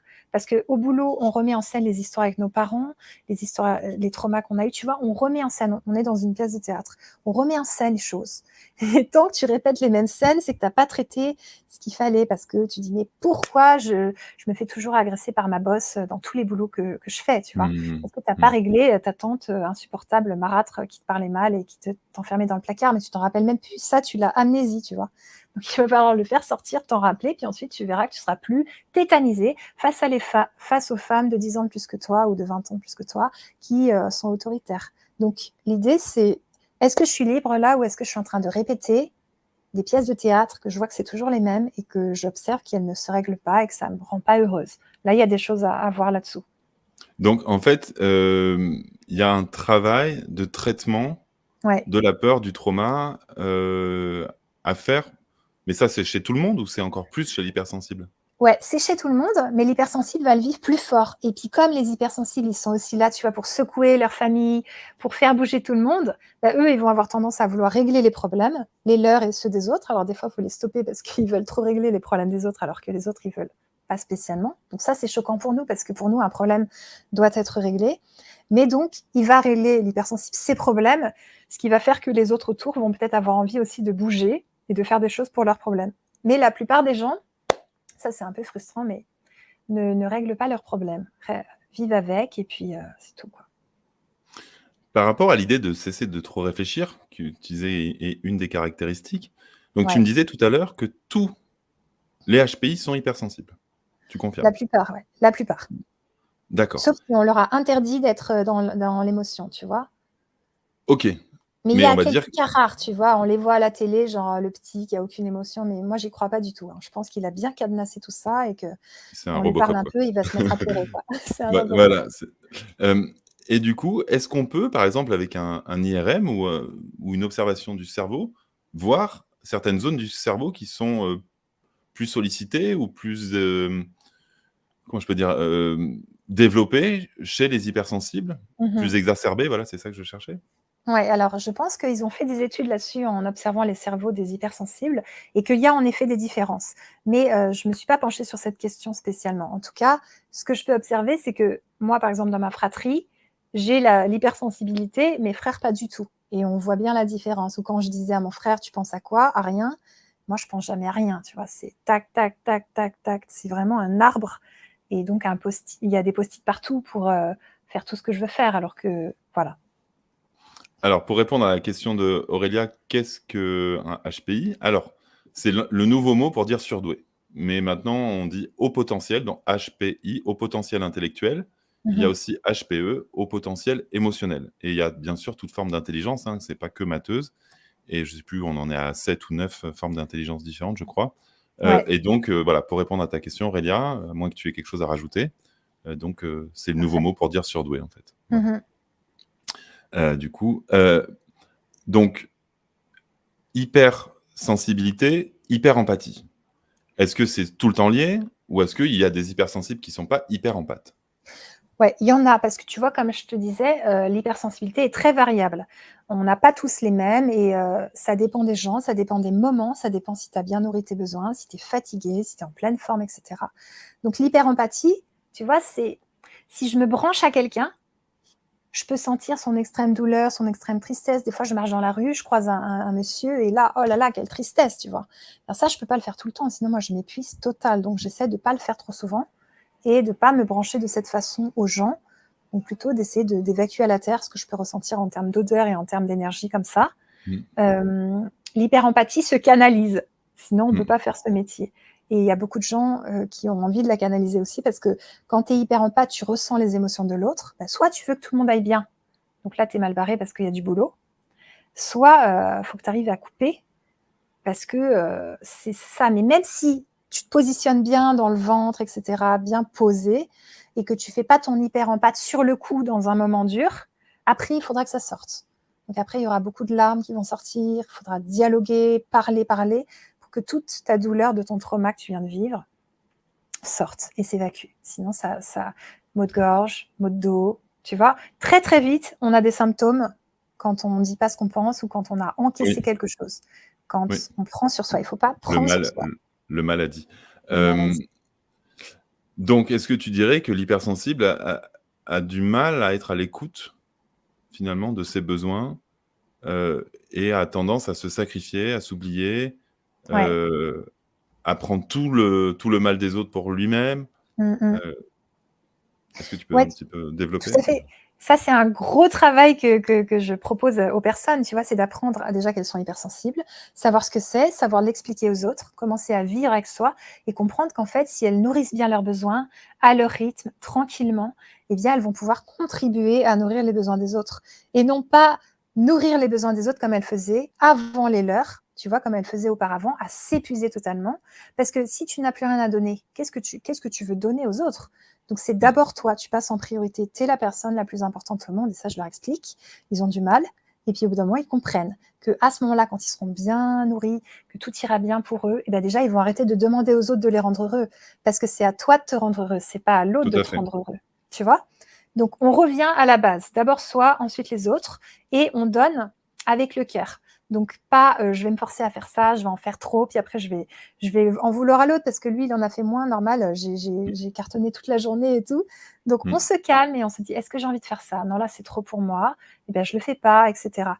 Donc l'idée, c'est cette hyper empathie, on apprend à la canaliser et on peut pas tout le temps avoir le canal ouvert pour percevoir chez l'autre. Tu vois? C'est trop fatigant et c'est trop «triste» entre guillemets. Mais du coup, de ce que j'en comprends depuis le début de notre échange, Ouais. lorsque l'hypersensible pense à lui, c'est souffrant parce que finalement, quelque part, il est tellement, Mmh. sollicité en permanence quand il est que lui-même, Ouais. que du coup, penser à soi, c'est, presque, une impossibilité et que finalement, c'est une manière aussi de ne pas souffrir ou de ne pas être hypersensible, enfin, que d'être dans l'autre, en fait et donc Ouais. c'est peut-être est-ce que c'est plus dur pour un hypersensible de revenir à soi? Alors ça peut, mais ça dépend, tu vas me dire ce que tu veux me demander, mais si l'hypersensible, il s'occupe tout le temps des autres, c'est le sauveur. Donc bah, il s'occupe des autres, les autres ont des problèmes. Oh là là, qu'est-ce que c'est grave, ils ont des gros problèmes et tout. Je les aide et tout. Donc en fait, je les domine un peu parce que, bah voilà, je les aide, mais tu vois, il y a une Je me rends forme. nécessaire, quoi. Mais c'est ça, il y a une forme, en fait, tu les rends dépendants et ça, c'est important de le comprendre. Mais au moment où tu reviens à toi et que là, tu te rends compte qu'en fait, tu sais pas ce que tu veux faire de ta vie, tu n'es pas spécialement heureux, tu te sens pas spécialement bien dans ton corps, etc. Et tu dis mince, ah ben là, c'est pas très agréable. Je préfère retourner voir les autres parce que au moins, je suis pas confrontée à toutes mes limites, au fait que j'ai pas construit tout Mmh ce que mh. je voulais. Donc après, c'est vraiment, on se regarde en face dans le miroir, on s'arrête et on se dit, ok, j'en suis là. Maintenant, je vais m'occuper de moi et aller trouver ce qui me fait vibrer vraiment, etc. Arrêter de me sacrifier pour les autres, parce qu'après on a des attentes. Donc on devient, tu vois, parfois un petit peu, on demande trop, etc. Retrouver cet équilibre entre soi et les autres, ça va demander à l'hypersensible de retourner à sa place. Et sa place, c'est pas chez l'autre. Donc voilà. Et parce que donc là, en fait, on est dans l'idée du triangle de Karpman, en fait, ce que tu Mmh, décris, c'est ça? c'est ça. Et mais du coup, c'est propre à tout le monde, là, où c'est quand même il y a des spécificités pour les hypersensibles, par Alors rapport à c'est ça? propre à tout le monde, encore une fois, mais tu vois, les hypersensibles, ils sont particulièrement sauveurs. Ils sont particulièrement en train de, parce que tu ressens les problèmes de l'autre. Tu as envie qu'il aille bien. Tu as envie de soigner ton père, ta mère, tes frères, tes sœurs, tes cousins, tout le monde. Parce que s'ils vont bien, tu vas bien, tu vois? Donc il faut le doser, c'est-à-dire: «OK, j'ai envie de soigner mon oncle qui est triste, alors je lui propose mon aide, voyons s'il est d'accord, mais c'est tout. Il veut pas, on s'arrête là, même si ça me touche sa tristesse», tu vois? Donc l'idée, c'est que l'hypersensible, comme il ressent les émotions des autres, c'est très différent pour lui que les autres aillent mal. Alors que quelqu'un de classique, il les ressent pas dans sa chair, les émotions des autres, la douleur profonde. C'est ce qu'on appelle un empathe, en fait. C'est la C'est même chose ça, ou pas? voilà, Enfin, donc l'hypersensible, là, il est empathe. ouais, Ça, ou c'est alors sûr. c'est l'hyper-empathique, enfin, c'est pareil. Oui, oui, c'est la même Oui, chose, en fait. voilà. Voilà, donc c'est un empathe. Et est-ce qu'il n'est pas finalement l'hypersensible au service de la transmutation du collectif? C'est-à-dire que finalement, en prenant cette souffrance pour lui, Mmh. est-ce qu'il contribue pas au service à autrui, en fait? Alors, je pense qu'il est là pour contribuer pour les autres, mais pas en prenant cette souffrance pour lui, parce que là, il va juste, tu sais, se désagréger. Il est là pour apprendre aux gens à évacuer à la terre, à se recharger au ciel et à ne pas se recharger les uns sur les autres. Il est là pour aider les gens à sortir de sauveur bourreau victime, à leur dire bah, quel est ton vrai rêve, qu'est-ce que tu veux vraiment faire de ta vie. Il est là pour mettre les pieds dans le plat, dire les 4 vérités. Ça fait pas toujours plaisir, tu vois, les indigos, ils ont ce côté-là vraiment genre bourrin, quoi, d'écrire des lettres à des gens pour les questionner, les remettre en cause. Alors, il faut y aller doucement. On apprend aussi à doser quand on grandit. Donc, on n'est pas là pour tout encaisser à l'intérieur et genre être une sorte de poubelle énergétique. Ça, je pense pas, parce qu'on ne tiendra pas longtemps.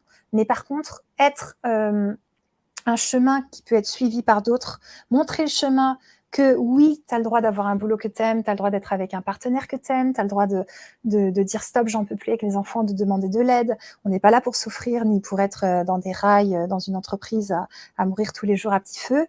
Donc oui, il est là pour réveiller les gens. Et donc, est-ce que tu dirais que le travail, sur soi, alors j'aime pas forcément le mot travail, mais en tout cas, on va Ouais. dire l'idée d'aller observer, nos parts limitantes est beaucoup plus important à faire pour un hypersensible que pour, Mm. quelqu'un qui serait, moins submergé ou moins sujet au stress extérieur quelque part? Ouais, c'est exactement ce que tu dis, c'est que comme on va sentir plus de trucs, on va être vite submergé, ce travail-là, il devient vital. Mais même les autres vont te le renvoyer, ils vont te dire: «Oh là là, mais c'est pas possible, travaille sur toi, va voir un psy», tu vois? Parce que, bah, c'est exacerbé. Mais je pense que c'est exacerbé de beaucoup de choses qui sont cachées chez les gens classiques, ils veulent pas trop le voir, mais c'est un peu dessous. Ah, Mais pas en fait, que. voilà, en fait, c'est quelqu'un de classique, où on voit plus les choses parce que c'est moins caché, quelque part, un Mmh. hypersensible, en Ouais, gros. c'est quelqu'un pour qui c'est moins caché et que les gens classiques, c'est plus caché, mais il y a quand même des gens qui ont pas du tout cette sensibilité. Tout le monde n'est pas hypersensible, loin de là, ça n'a aucun rapport, tu vois? C'est vrai, on n'est pas Oui, oui. tous hypersensibles, ça, c'est important. Et donc l'hypersensible doit apprendre à poser ses limites, mais Oui. quelque part, s'il pose ses limites, il est moins sensible. Donc il cesse de se définir en tant qu'hypersensible. Non, Ou en est-ce qu'il y a fait, pas, tu vois? c'est rigolo ça. Bah, mon job justement, c'est d'aider les hypersensibles à poser leurs limites, tu vois? C'est Mmh. vraiment, ma marque de fabrique et on ne devient pas moins hypersensible, mais on est plus dans le respect de soi et donc de l'autre. Parce que tu peux imaginer que si tu poses tes limites face à une personne qui voulait t'agresser, il n'est donc pas un agresseur. Donc tu vois, lui, il n'aura pas, ce rôle-là aussi, donc c'est chouette aussi pour lui. Donc je pense qu'il ne devient pas moins hypersensible, mais par contre, il se respecte plus, il s'aime plus, donc c'est de l'amour qu'il envoie. Il montre quelle place il prend, donc ça aide les autres à prendre leur place. Et puis, ben, la violence diminue sur Terre. Enfin, moi, je pense que c'est quand même Mmh. l'objectif, que les gens arrêtent de s'agresser les uns les autres. Si on les laisse faire, tu vois, l'autre, il va jusqu'où tu le laisses aller. Donc, Bien si sûr. tu le laisses faire, ben, il ira peut-être jusqu'à piétiner tes pieds et te mettre des claques. Et ça, Mmh. c'est pas bon, tu vois. Pour Mmh. l'énergie, pour tout, c'est pas bon. Donc, voilà. Et est-ce que tu dirais du coup, que l'hypersensible a plus de facilité à être heureux avec tout ce travail ou au Mmh mh. contraire, a beaucoup moins de facilité à être heureux que les autres? Ouais, je pense que l'hypersensible a carrément plus de facilité à être heureux parce qu'on perçoit tellement de choses, tu vois? Genre, les vagues et les couleurs, les odeurs, la sensation de l'eau sur ta peau, le soleil qui caresse, ton dos, qui te chauffe, le torse et cetera. Tout est très, très fort dans les perceptions. Donc on peut se réjouir d'un petit chant d'oiseau, on observe les gens, tu vois? Je regarde tes mimiques, je regarde tout, tu vois? Donc je vais moins m'ennuyer que quelqu'un d'autre, je vais être plus observatrice et je pense que ça, c'est aussi, une des règles pour être heureux, c'est que le bonheur, il est à l'intérieur, tu le fais surgir, mais ensuite, est-ce que tu regardes aussi toute la chance que tu as de voir, d'entendre et Tout à de fait, vivre? voilà, c'est ça. Tu C'est vois? ça. Donc oui, Ça je me pense ça que oui, ça met plus en gratitude quelque part, ça met en complètement. finalement, est-ce que c'est en fait, de ce que j'en comprends, l'illustration du bonheur, c'est la sensation dans l'instant? C'est ça Exactement. Et l'hypersensible, quand il a calmé son mental et traité ses peurs, ses traumas, il va mieux et il peut encore plus profiter de cet instant qu'il sait saisir dans toute son infinie, tu vois, passion, grâce, tout ce que tu La veux. quintessence, ouais, C'est ouais. ouais, Mmh. voilà, c'est des personnes qui jouissent de la vie dans tous les domaines. Donc ils peuvent vraiment être heureux. Enfin, moi, j'ai toute confiance en eux pour ça, tu vois? Et donc tu parlais de joie de la vie et si on fait une transition, par exemple, sur la sexualité, est-ce que Ouais. l'hypersensible va avoir une sexualité beaucoup plus épanouie, beaucoup moins épanouie, beaucoup plus difficile?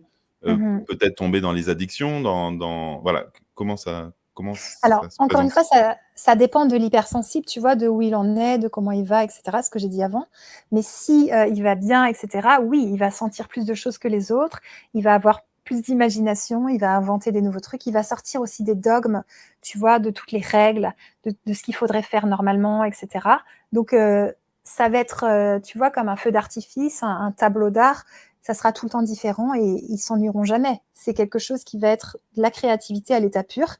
Alors que peut-être pour d'autres, ça sera quelque chose de routinier, toujours pareil, voilà, ou alors même ils vont se forcer parce que pour eux, c'est le devoir, dans le couple et cetera, tu vois? Donc je pense que l'hypersensible, il met de la créativité partout et qu'il peut s'épanouir là-dedans aussi et il peut parler à son corps. Je sais qu'il y avait une personne qui avait subi des abus, je lui ai conseillé juste de parler à son corps, de dire: «OK, maintenant je suis en sécurité, ça c'est du passé. Mon corps, tu peux enlever les douleurs, il y a pas besoin d'avoir mal» et cetera. Elle a juste fait ça, tu vois? Elle a parlé à son corps Mmh. et du jour au lendemain, elle avait plus de douleurs lors des rapports avec son partenaire. Donc je trouve que c'est beau parce que le corps, il a entendu tout de suite, tu vois? Et je ne sais pas si c'est un domaine que tu connais, mais tout ce qui touche, aux relations âme sœur, flamme jumelle, Mmh. couple sacré, Ouais. est-ce qu'on retrouve un plus grand pourcentage d'hypersensibles dans ces zones-là ou pas? Ou est-ce que ça n'a rien à voir? Moi, je pense qu'on en retrouve, mais après, ça peut tomber sur n'importe qui, c'est ça qui est beau.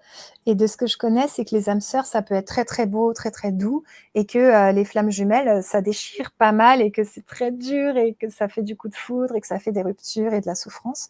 Donc, moi, je pense que si je rencontre mon âme sœur, c'est cool, mais si je rencontre ma flamme jumelle, j'aurais pas spécialement envie d'essayer ça, tu vois? Parce que ça ne Non, donne pas. à bientôt, au revoir, bonne soirée. Non, non, ouais, je sais, c'est pour ça. Ouais, ouais, je vois très bien l'idée. Non, parce que je précise un truc, tu vois? Je précise un truc, Sydney, c'est que nous, les hypersensibles, on perçoit tellement les choses fortement qu'une rupture amoureuse, par exemple, c'est, la personne, elle est au sol, quoi, tu vois? Donc Mmh. c'est trop violent, en fait. Donc vaut Donc mieux pas y aller que non, de franchement, moi, mes petits clients chéris, je leur dirais: «N'y allez pas, hein, n'y allez pas, c'est hein». fou, parce que c'est finalement être laisser les peurs, diriger, de pas y aller. Bah, ça dépend parce que dans ce qu'ils me décrivent de ce que ça a commencé la relation, tu vois? Ouais. C'est genre, dépendance affective, manque de respect, le ton qui monte, des gros mots et Ouais, je mais on sais. leur a dit qu'ils étaient, flammes jumelles, tu vois? Donc Du coup, il reste, du coup, ouais, du coup, ça bah, du s'entretient coup, moi, encore c'est plus, mort, quoi. Moi, manque de ouais. respect et cetera, moi, tout de suite, je dis, tous les signaux d'alarme sont allumés, c'est mort, ça a beau être ta flamme jumelle, stop, quoi. Sauf si c'est ce que tu as besoin de travailler, c'est toujours pareil. En Tout fait, à fait, mais ça, dans est-ce qu'il faut aller dans le chemin le plus long, le plus ouais, rapide, le plus court, le plus ça. confrontant? Et dans ce cas-là, le client ira. Donc ça y a pas de souci, s'il doit vraiment y aller, il ira. Mais j'ai des personnes, hein, que je suis, qui vivent, des couples pas faciles ou des fois de la manipulation et qui expérimentent des choses et puis je les aide quand même et puis ça le bateau, chahute et puis, on avance, tu vois? Ils vivent, ils apprennent. Mais ça, c'est une vraie question au-delà du thème du couple. Est-ce que finalement l'hypersensible doit se protéger du monde extérieur pour Mmh éviter mh. de souffrir ou pas? Est-ce que, tu leur conseilles finalement d'éviter certaines situations, Mmh mh. qui les mettraient trop à terre? Alors, il y a un temps pour tout, tu vois? Des fois, après, un moment dur, bah, c'est bien de se protéger un petit moment et puis après, l'idée, c'est de revenir, de réouvrir son cœur parce que si tu réouvres ton cœur à l'amour eh bien, oui, tu vas peut-être souffrir, mais au moins ton cœur est ouvert. Parce que tu peux pas ne pas souffrir et fermer ton cœur, et l'ouvrir à l'amour. Tu dois tout prendre. Ça, Oui, c'est la première chose. Mais deuxièmement, tu vois, dans les mouvements oculaires de la démoca, les personnes, ouais. elles suivent un feutre et tout ça. Comment ça arrive un trauma? En général, ça arrive par les yeux. C'est des choses que tu as vues. Donc un Mmh. hypersensible, il voit un accident de voiture, la tête arrachée, le bébé en Mmh. lambeaux et la petite fille de 3 ans qui pleure dessus. Qu'est-ce qu'il faut faire? Ferme les yeux. Ne regarde pas ça. Sinon, tu te crées des images traumatiques et il faudra les traiter. Et Donc, les imaginer, c'est pas encore pire? eh ben non, c'est pas pareil du tout. OK. Voilà. Donc, moi, je sais que les infos, toutes ces choses-là, où tu vois des cadavres, des couches. Tu vois, dans les livres d'histoire, là, par exemple, les camps d'extermination, les cadavres empilés, là, tu te souviens? Mmh. Je sais pas, bah voilà, bah moi, j'ai vu ça à 14 ans, ça me suit encore, tu vois? Donc, Mmh. les images traumatiques, si les hypersensibles peuvent s'épargner ça, ils sont pas pompiers en général, hein, donc ne pas regarder les accidents, les trucs, Ouais, ne pas être c'est mieux. ambulancier ou ou C'est ça, au service des urgences, quoi. c'est Et ça. et du coup, c'est peut-être même le problème de la médecine, hein, c'est qu'il y a pas beaucoup d'hypersensibles là-dedans. Parce que C'est un très gros problème. moi, C'est je sais que je suis enfant de médecin, ma mère était dermatologue, et ben, je peux d'accord. vous assurer que je n'arrive pas à plus de la page 10 du livre de dermato, hein. C'est Mon Dieu. c'est ouais, ouais, non, mais je peux même pas lire enfin, c'est des bouquins de photos, mais genre, quand j'essayais de les regarder, genre, c'était impossible, c'est pas du cinéma en plus, tu vois? C'est vrai, mais je sais pas comment elle faisait, quoi. Moi, je n'ai jamais pu finir, les Ça images te dégoûte? d'un livre. Ah, mais c'est d'une violence! Les peaux qui sont pas jolies avec les plaies et tout? Ouais, mais c'est pire que ça, il y a des malformations, c'est pas le Ah oui, oui. dermato, c'est pas simplement, un peu d'eczéma, hein, c'est des trucs, Ah non, oui, non, oui, tu vraiment, c'est vomitif. Alors que je peux regarder un film d'horreur sans problème, hein, c'est pas du tout le et sujet, bah quoi. ouais, tu vois, ça dépend. Ouais, Mais mais ça dépend, tu on vois? parlera de moi après, ouais, je Ah veux ouais, bien ça qu'on en marche. discute. Mais c'est exactement ce que tu dis, Sydney, c'est que ça dépend. Par exemple, moi, je sais que les films d'horreur, c'est mort. Je vais faire des cauchemars, pendant des jours. Par contre, tout ce qui est maltraitance animale, tu vois, les trucs horribles, moi, je veux les voir parce que je veux voir ce qui se passe et je veux être consciente que si je mange de la viande, c'est comme ça qu'ils sont traités toute leur vie et ils Mmh. sont dans Mmh. l'abattoir. Alors Mmh. je les ai pas regardés souvent, mais il y a un film là sur, Mmh. YouTube qui est horrible. Je sais plus, Mmh. ça s'appelle, je sais plus comment. Mmh. En 5 parties là. Mmh. Je sais plus si c'est Terre ou je sais plus quoi. Je l'ai regardé plusieurs fois parce que je voulais me confronter, Mmh. alors que je connais des hypersensibles, impossible qu'ils voient ça, tu vois? Mais c'est hyper important ce que tu es en train de dire, parce qu'il y a cette idée de dissociation dans nos sociétés. Mmh. Moi, par exemple, j'ai vécu en Polynésie pendant 2 ans et demi. Je suis végétarien, Ouais. mais ça m'est arrivé de suivre, un groupe d'hommes à la chasse pour voir ce que c'était. Mmh mh. Et je me suis surpris à voir, toute la le truc de la chasse et puis finalement à manger avec eux. Ouais. Mais tu vois, il y a plein de gens alors moi je suis végétarien du coup voilà, exceptionnellement parce que là voilà, c'était dans des conditions enfin j'ai tout vu. Mais il y en a plein qui dissocient en permanence l'alimentation qu'ils ont. Et donc c'est-à-dire que le poisson, c'est pas un poisson, c'est un truc carré. Le steak, c'est pas un animal, c'est un steak. Et du coup, la cuisse de poulet, c'est une cuisse de poulet, c'est pas un c'est pas une poule. Et est-ce que c'est pas le mal de notre société de dissocier en permanence, en fait? Ouais. Tout. C'est c'est hyper intéressant. Hem, Peut-être qu'il y a des personnes vraiment qui dissocient pour se protéger, tu vois? Elles veulent être tranquilles pour manger ce qu'elles veulent et tout. Donc ça dépend des gens. Mais moi, je sais que pour moi, le morceau de poisson, c'est un poisson qui a nagé dans la mer et cetera. Oui, Et je préfère le voir comme ça et vraiment me responsabiliser. Quand je mange du poisson, bah, je voilà. profite, je remercie et je me dis: «Merci aux pêcheurs» et voilà, j'en mange pas tout le temps parce que je sais que c'est un animal qui est mort, Mais tu mais vois? mais oui, mais tu vois, c'est pour moi, c'est presque un peu, confrontant ce que tu dis maintenant par rapport à ce que tu disais avant. C'est-à-dire Mmh. que quand tu me dis: «Moi, je préfère voir Ouais, pour savoir». Pour finalement dépasser le truc, mais que tu conseilles finalement aux gens qui sont trop sensibles de ne pas voir certaines fois ouais, pour pouvoir dépasser le truc, tu vois? Je vois une forme de complexité en tout cas mais et j'ai du mal complètement. à mmh, Je suis très complexe. pareil, non, non, mais je parle pas de contradiction, Ouais, je parle de complexité. Tu as vu? J'ai bien en choisi fait mes mots. ouais, c'est clair. Je pense que c'est au niveau des traumas, tu vois? Au niveau des traumas, que les gens je leur conseille de fermer les yeux pour éviter de se créer des nouvelles images traumatiques. Parce que j'ai des personnes, elles me disent: «Mais il va falloir traiter tous mes traumas». Je dis: «Non, certains traumas vont être traités par d'autres». Mais c'est vrai qu'il y en a, ils s'inquiètent parce qu'ils en ont eu beaucoup. Donc tu vois, ceux-là, je leur propose de fermer les yeux sur, un accident de voiture, ce genre de choses. Et Mmh, après, ça, c'est personnel pour moi que, j'ai eu 2 ans de crudivorisme à 100 donc végétarienne aussi, crudivore à fond, à 100 parce que je suis extrême.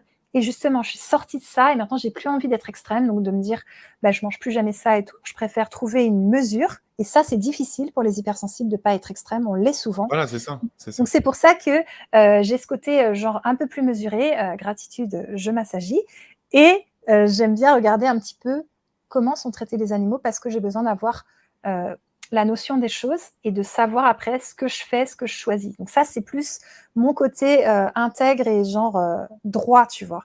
Mais je vais pas dire à mes clients de regarder ces films-là. D'ailleurs, je leur conseille vraiment pas parce que c'est vraiment un film qui est horrible parce qu'on voit la maltraitance. Donc les animaux de cirque, les animaux de compagnie, la vie de l'animal dans l'abattoir.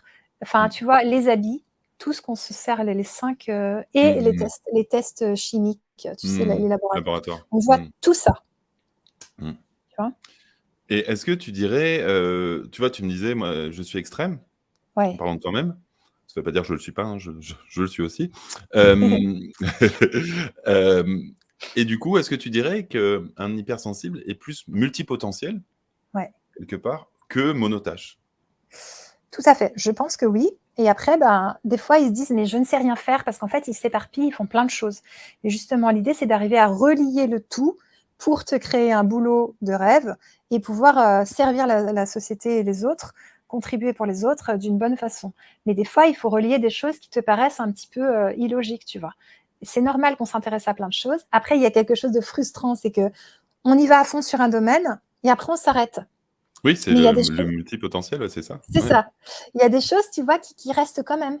Moi, je sais que j'ai fait de la plongée et puis après j'aurais pu Mmh. être prof de plongée. J'ai arrêté, Mmh. boum, fini la plongée, Mmh. j'en fais beaucoup moins. Donc Mmh. l'idée, c'est OK, je me passionne au montage vidéo, après ça me saoule, allez, Mmh. je passe à autre chose. Mmh. Donc accepter qu'il y a des passions qu'on va carrément lâcher et on Mmh. aura appris des choses et il y a des passions qui vont rester comme aider les autres, le développement personnel et tout, tu vois? Donc il y a les 2.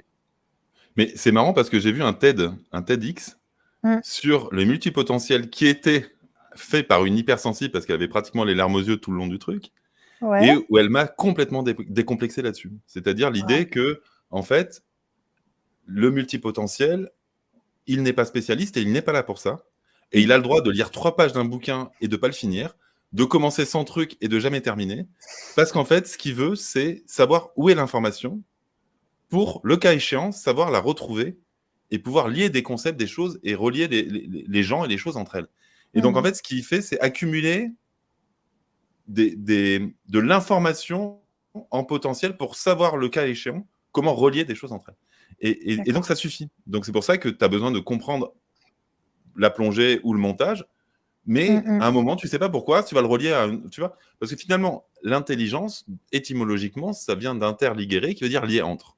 Donc finalement, D'accord, l'intelligent, il veut lier des choses entre elles. Et c'est ça. donc finalement, le multipotentiel, il a pas à complexer, parce qu'il est très intelligent dans le sens étymologique, en tout cas. Parce Mmh. qu'il reliera beaucoup plus de choses entre elles qu'un spécialiste un peu, monotage qui, au final, alors ils sont très importants, hein, parce qu'ils vont plus loin, mais il va avoir du mal à communiquer avec un autre spécialiste. Et là où le multipotentiel va permettre le pont, parce qu'il va avoir le champ sémantique, le vocabulaire, les compréhensions, voilà. Donc finalement, on peut ne pas complexer d'être multipotentiel, de commencer 100 trucs sans jamais les terminer. Et ça m'a Génial. fait beaucoup de bien de voir ça. Super. Petite question de Christelle, pourquoi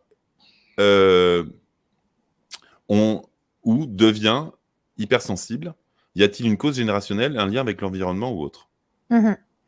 Alors, il s'avère que beaucoup d'enfants naissent hypersensibles et que rarement, la vie va te rendre hypersensible par rapport à ce que tu as vécu.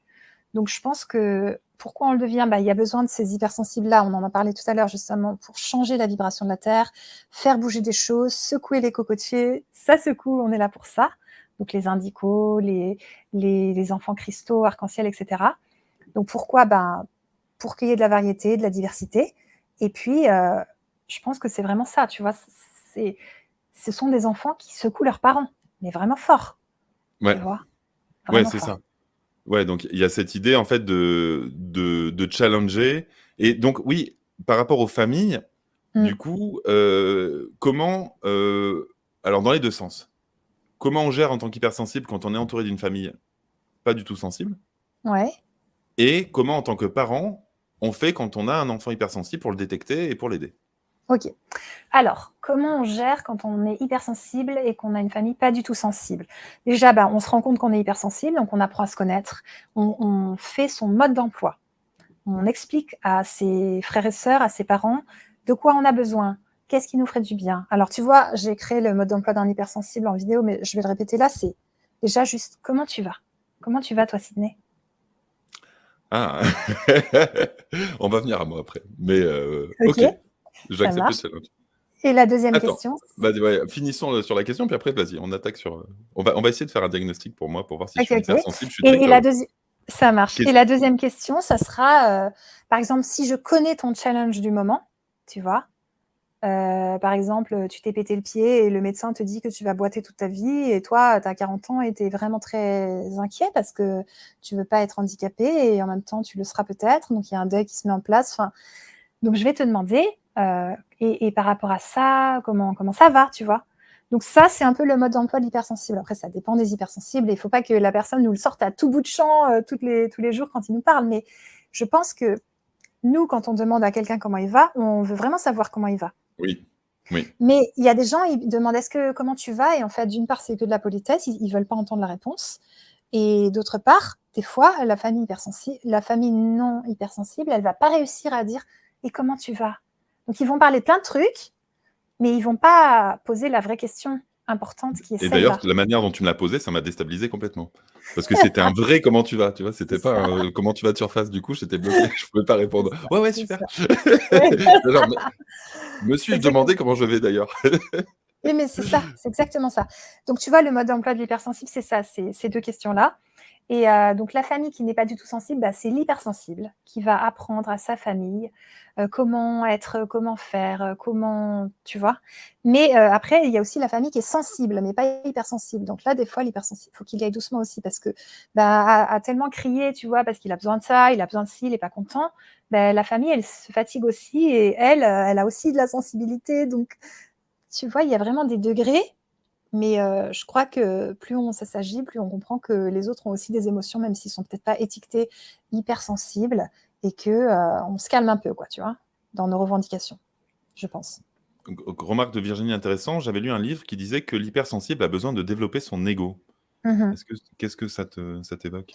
Ça m'évoque ce que tu disais tout à l'heure là, que, bah, je me sacrifie pour les autres, j'ose pas passer en premier et cetera. Au final, je suis épuisée.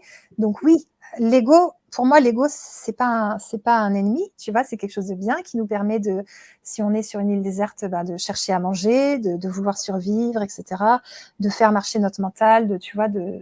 Donc le problème, c'est quand l'ego prend trop de place. Donc oui, chez un hypersensible, qui fait passer tout le monde avant lui, il va avoir besoin de développer son ego, mais c'est aussi pour se faire aimer qu'il fait passer tout le monde avant lui, donc c'est un manque d'amour de soi et c'est aussi, tu vois, des choses, dont il ne se rend pas trop compte, mais des stratégies de survie parce qu'il, ne s'occupe pas de lui. Donc je te dis, quand il reviendra à lui, il y aura du travail, mais c'est normal. Alors, en début de préparation d'émission, je crois que j'ai accepté malgré moi de jouer le jeu, de me mettre à nu et je le fais rarement, hein. Ceux qui me suivent Malgré savent toi? que voilà, malgré Attends, moi, ceux qui me suivent parce savent que je le fais jamais. qu'il faut que tu Mais sois d'accord, hein, parce que sinon je suis d'accord, c'est d'accord. moi qu'on parle. Mais je suis pas à l'aise. Donc on va Alors essayer pourquoi en tu n'es pas à direct, l'aise? pour une fois, c'est moi qui passe de l'autre côté. Donc tu prends la barre maintenant, Ça marche. heu et tu vas bien sûr utiliser tes sens et donc te connecter à mon champ. Tu as l'autorisation de te connecter à mon champ et Mmh. donc je t'autorise à lire en moi et à détecter donc, ben, ce que tu me conseillerais si j'étais un client et aussi, ben, poser un diagnostic pour savoir si je suis hypersensible ou pas, Mmh. à tes yeux. D'accord. Voilà. OK. Alors en fait, Siné, de quoi tu as peur là? Quand je pose, là tout de suite, quand Ouais, je si pose on les parle bases de de ça.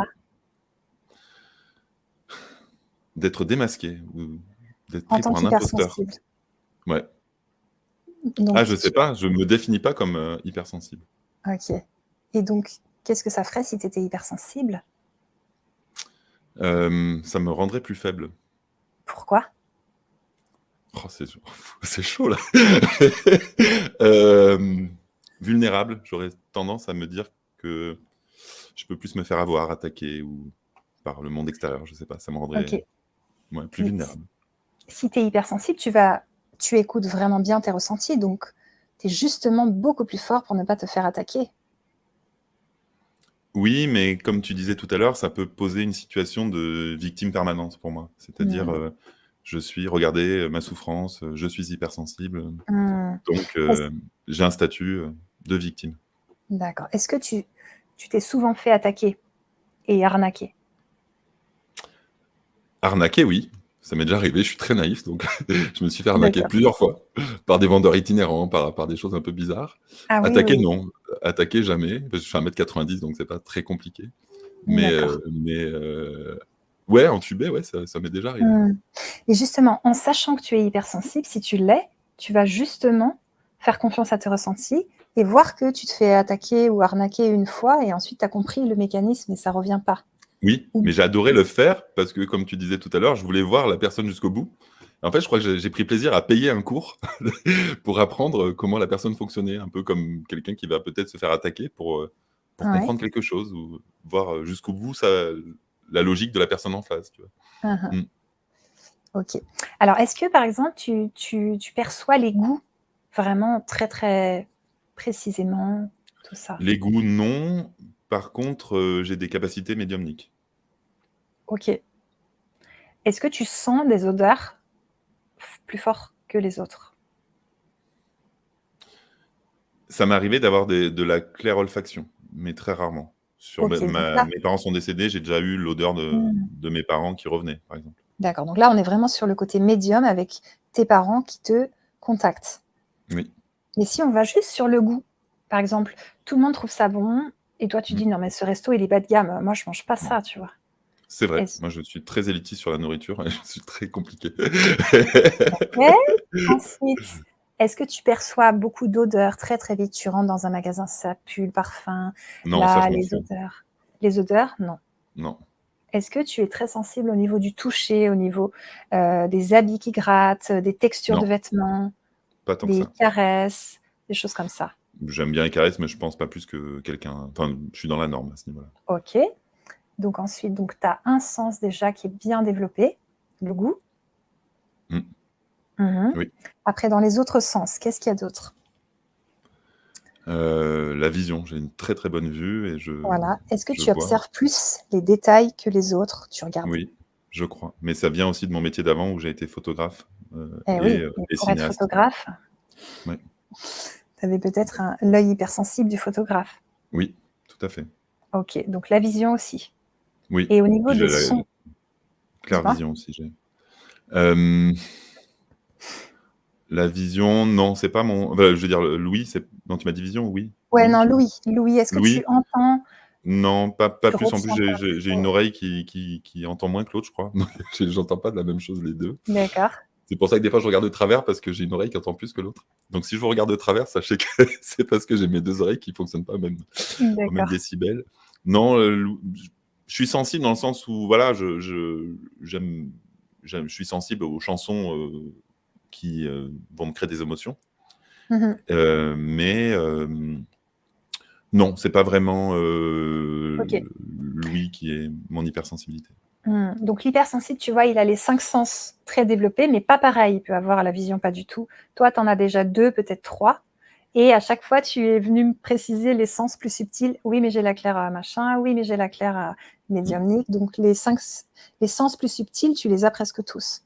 Alors, j'ai pas le toucher, mais par contre, je communique avec l'invisible par mon corps aussi. D'accord. C'est-à-dire que voilà. OK. Est-ce que tu fais des soins, tu poses tes mains sur quelqu'un qui a mal et puis après il a plus mal, tu Oui, enlèves je le fais pas, les mais je sais le faire. Je sais est-ce enlever le feu et je peux aussi guérir avec mes mains. Oui, j'ai du OK. magnétisme et ouais. OK. Est-ce que si par exemple, tu es à côté de ton la personne que tu aimes le plus au monde et qu'elle vient de vivre un truc totalement trash, tu ressens ses émotions et tu Et je le dois ressens vrai sur tout le monde, les émotions. OK. Et Même tu sur les doutes gens, encore d'être ah, hypersensible? je sais pas, mais par exemple, moi, c'était très difficile dans le travail. Quand j'avais des équipes, par exemple, sur les tournages ou sur les séances photos, il suffisait qu'il y ait même, la maquilleuse qui soit mal lunée pour que mon shooting, soit foiré. Voilà.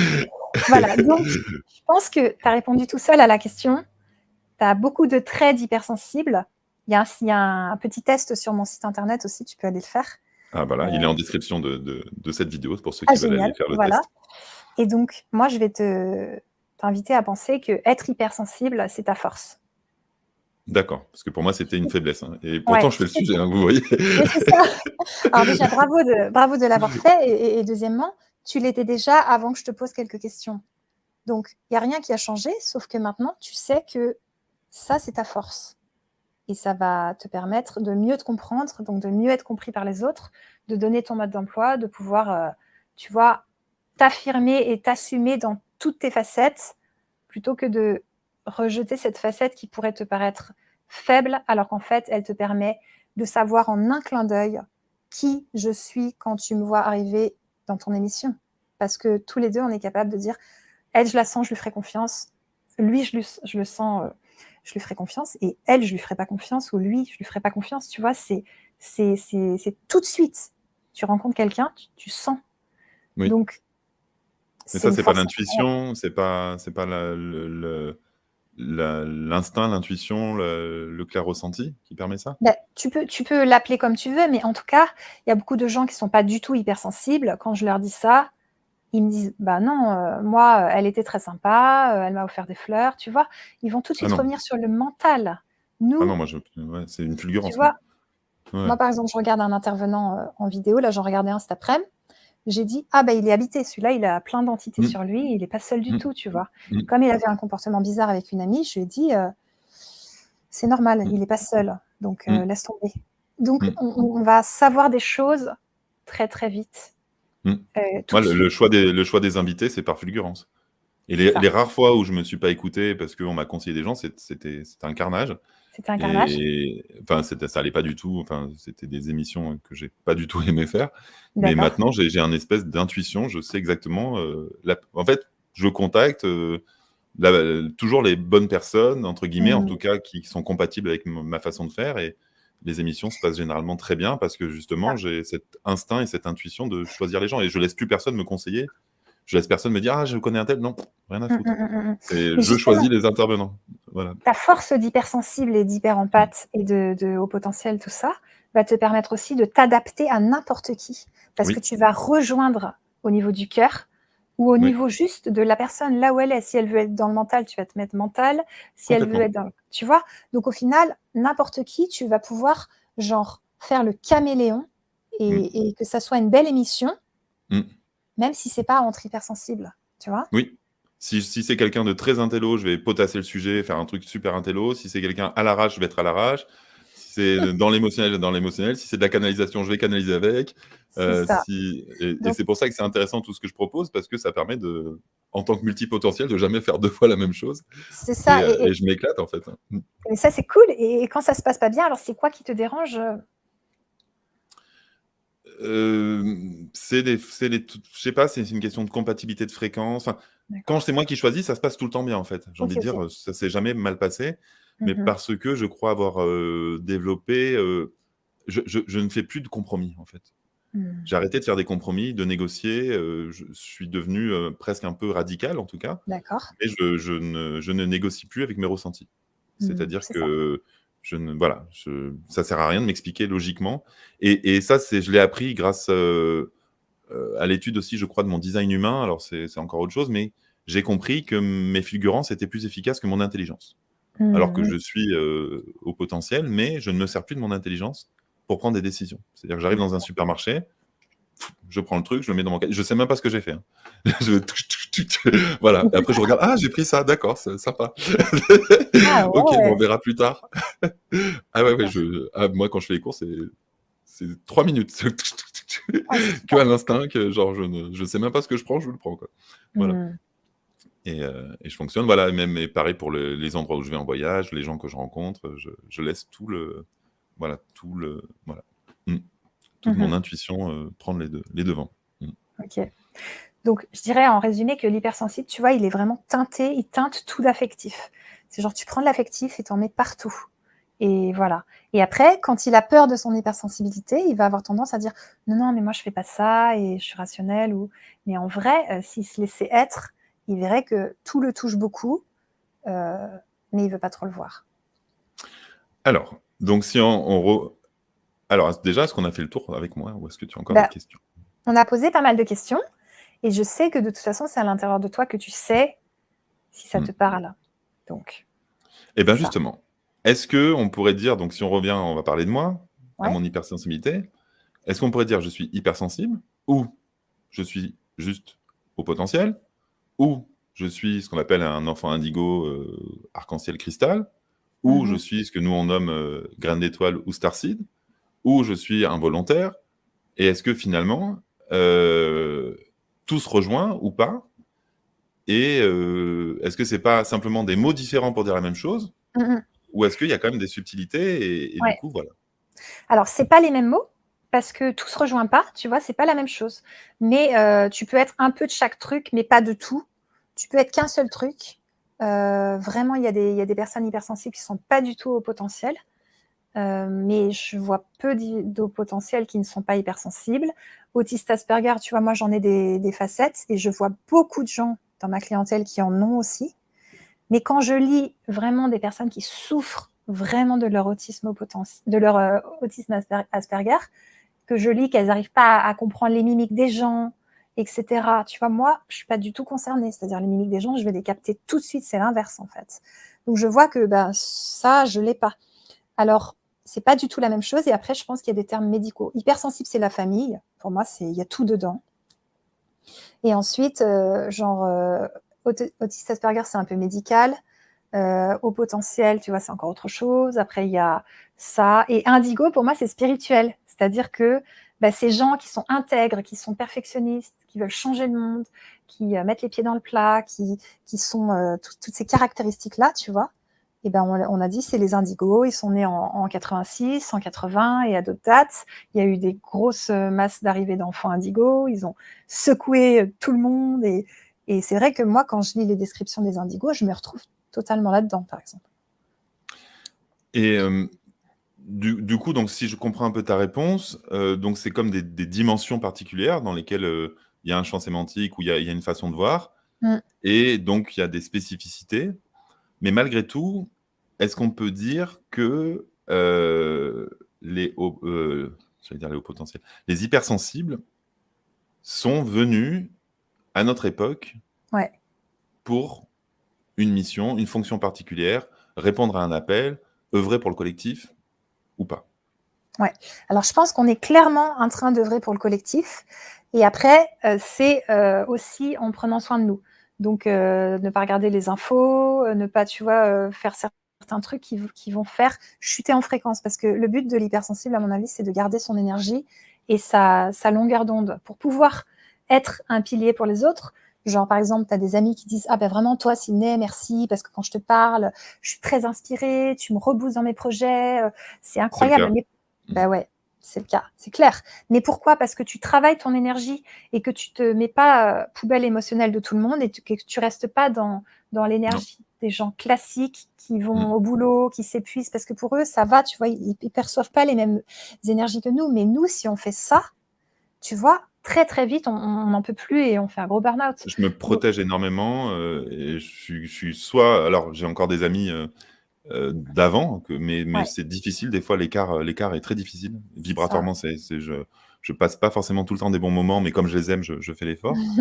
Mais voilà, pour rebondir sur ce que tu dis, je Mmh, dirais que déjà j'ai arrêté toutes les addictions, pratiquement. Je d'accord. dis pas toutes, mais on va dire, allez 75. Mmh, J'essaie de faire attention à ce que je regarde, à la musique que j'écoute, aux gens que je ça. fréquente et je fréquente, ben, on va dire des hypersensibles ou des empathes ou en tout cas des hauts potentiels ou des graines d'étoiles, 90 du temps et voilà et je me maintiens le plus possible, je marche, j'essaie de manger sainement, enfin voilà, je fais tout ce qu'il faut pour me maintenir dans des certaines fréquences justement parce que je sais que par, les émissions que je fais ou les conférences, tous les événements que je crée, ben, je suis obligé d'être un petit peu garant des énergies Mmh, que je véhicule et du coup, ben, je suis obligé de faire un minimum attention donc voilà et les exactement. rares fois où j'étais pas aligné quand j'ai fait des lives, ça l'a pas fait du tout, quoi.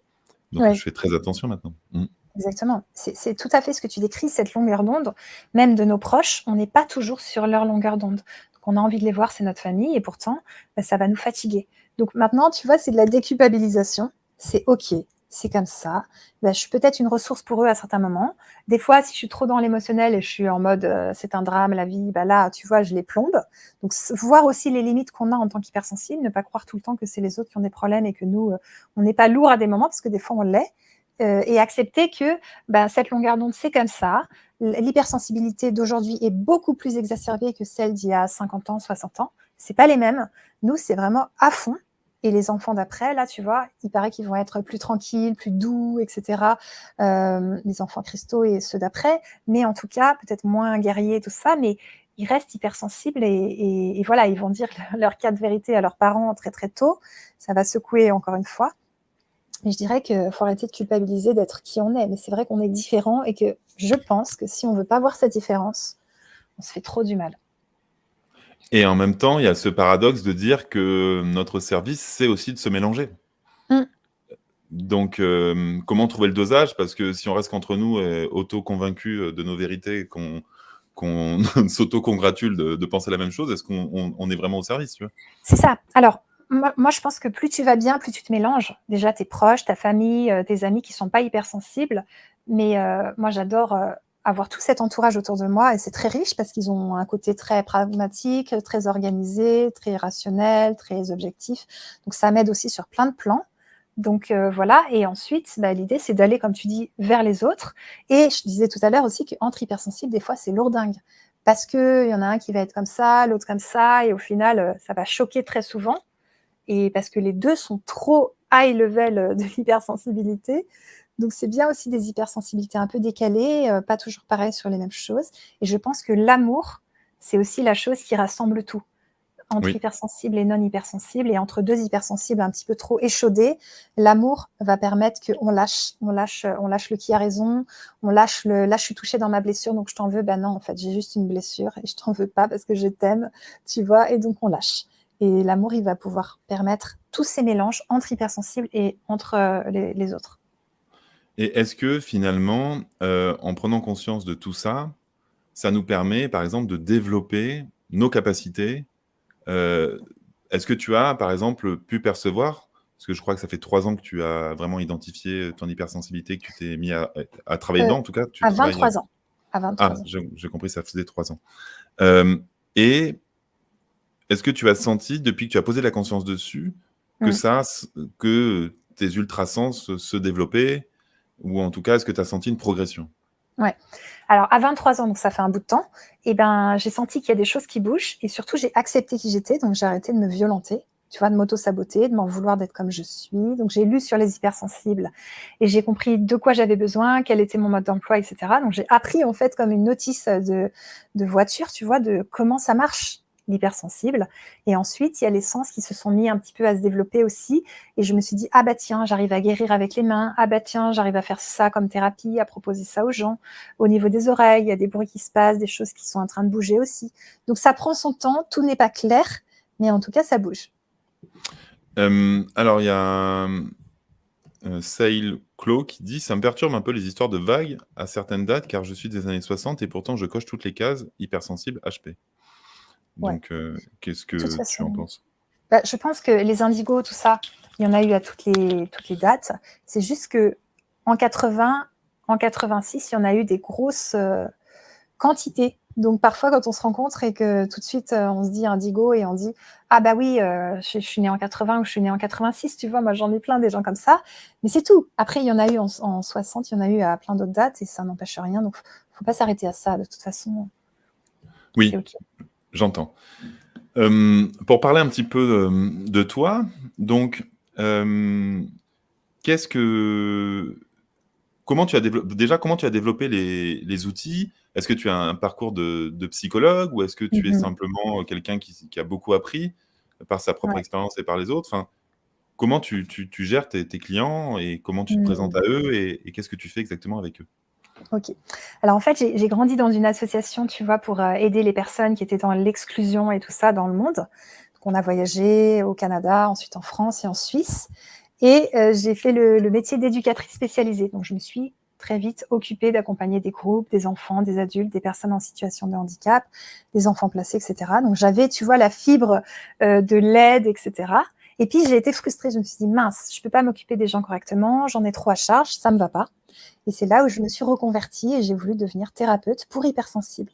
Et ensuite, j'ai appris des méthodes, des outils pour les aider. Donc, la méthode, la régulation émotionnelle Tipeee, je ne sais pas si tu connais. Non, mais explique-moi, justement. Ok. Donc, en fait, c'est que dans ton corps, tu as une façon de cicatriser tes plaies. Donc, tu te coupes, ton corps, il va cicatriser. Et pareil au niveau des peurs, des phobies, des angoisses. Quand tu as une peur, tu as des sensations physiques qui viennent de il y a très longtemps quand tu étais inconscient et que tu as eu très peur dans le ventre de ta mère. Tu vois, c'est des moments où tu as été inconscient dans le ventre de ta mère ou ailleurs qui vont créer des empreintes de sensations, des empreintes sensorielles, donc des groupes de sensations. Et chez une personne, ça va faire des peurs des araignées, chez une autre, une peur de parler en public, etc. Mmh. Quand tu as une peur, tu as un groupe de sensations. Et en régulation émotionnelle Tipeee, on apprend aux gens, enfin, d'abord, je leur fais en séance et ensuite, ils apprennent dans la formation que j'ai créée, tout simplement, à faire ce qu'il faut pour que ces sensations, elles puissent partir et ne pas revenir. Et à ce moment-là, la personne dit, bah, c'est bizarre, j'ai plus peur des araignées. Ah bah c'est fou, j'arrive à parler en public, je suis plus en train de stresser, tous les signaux, tu vois, de stress. Donc ça, c'est ton corps qui sait le faire.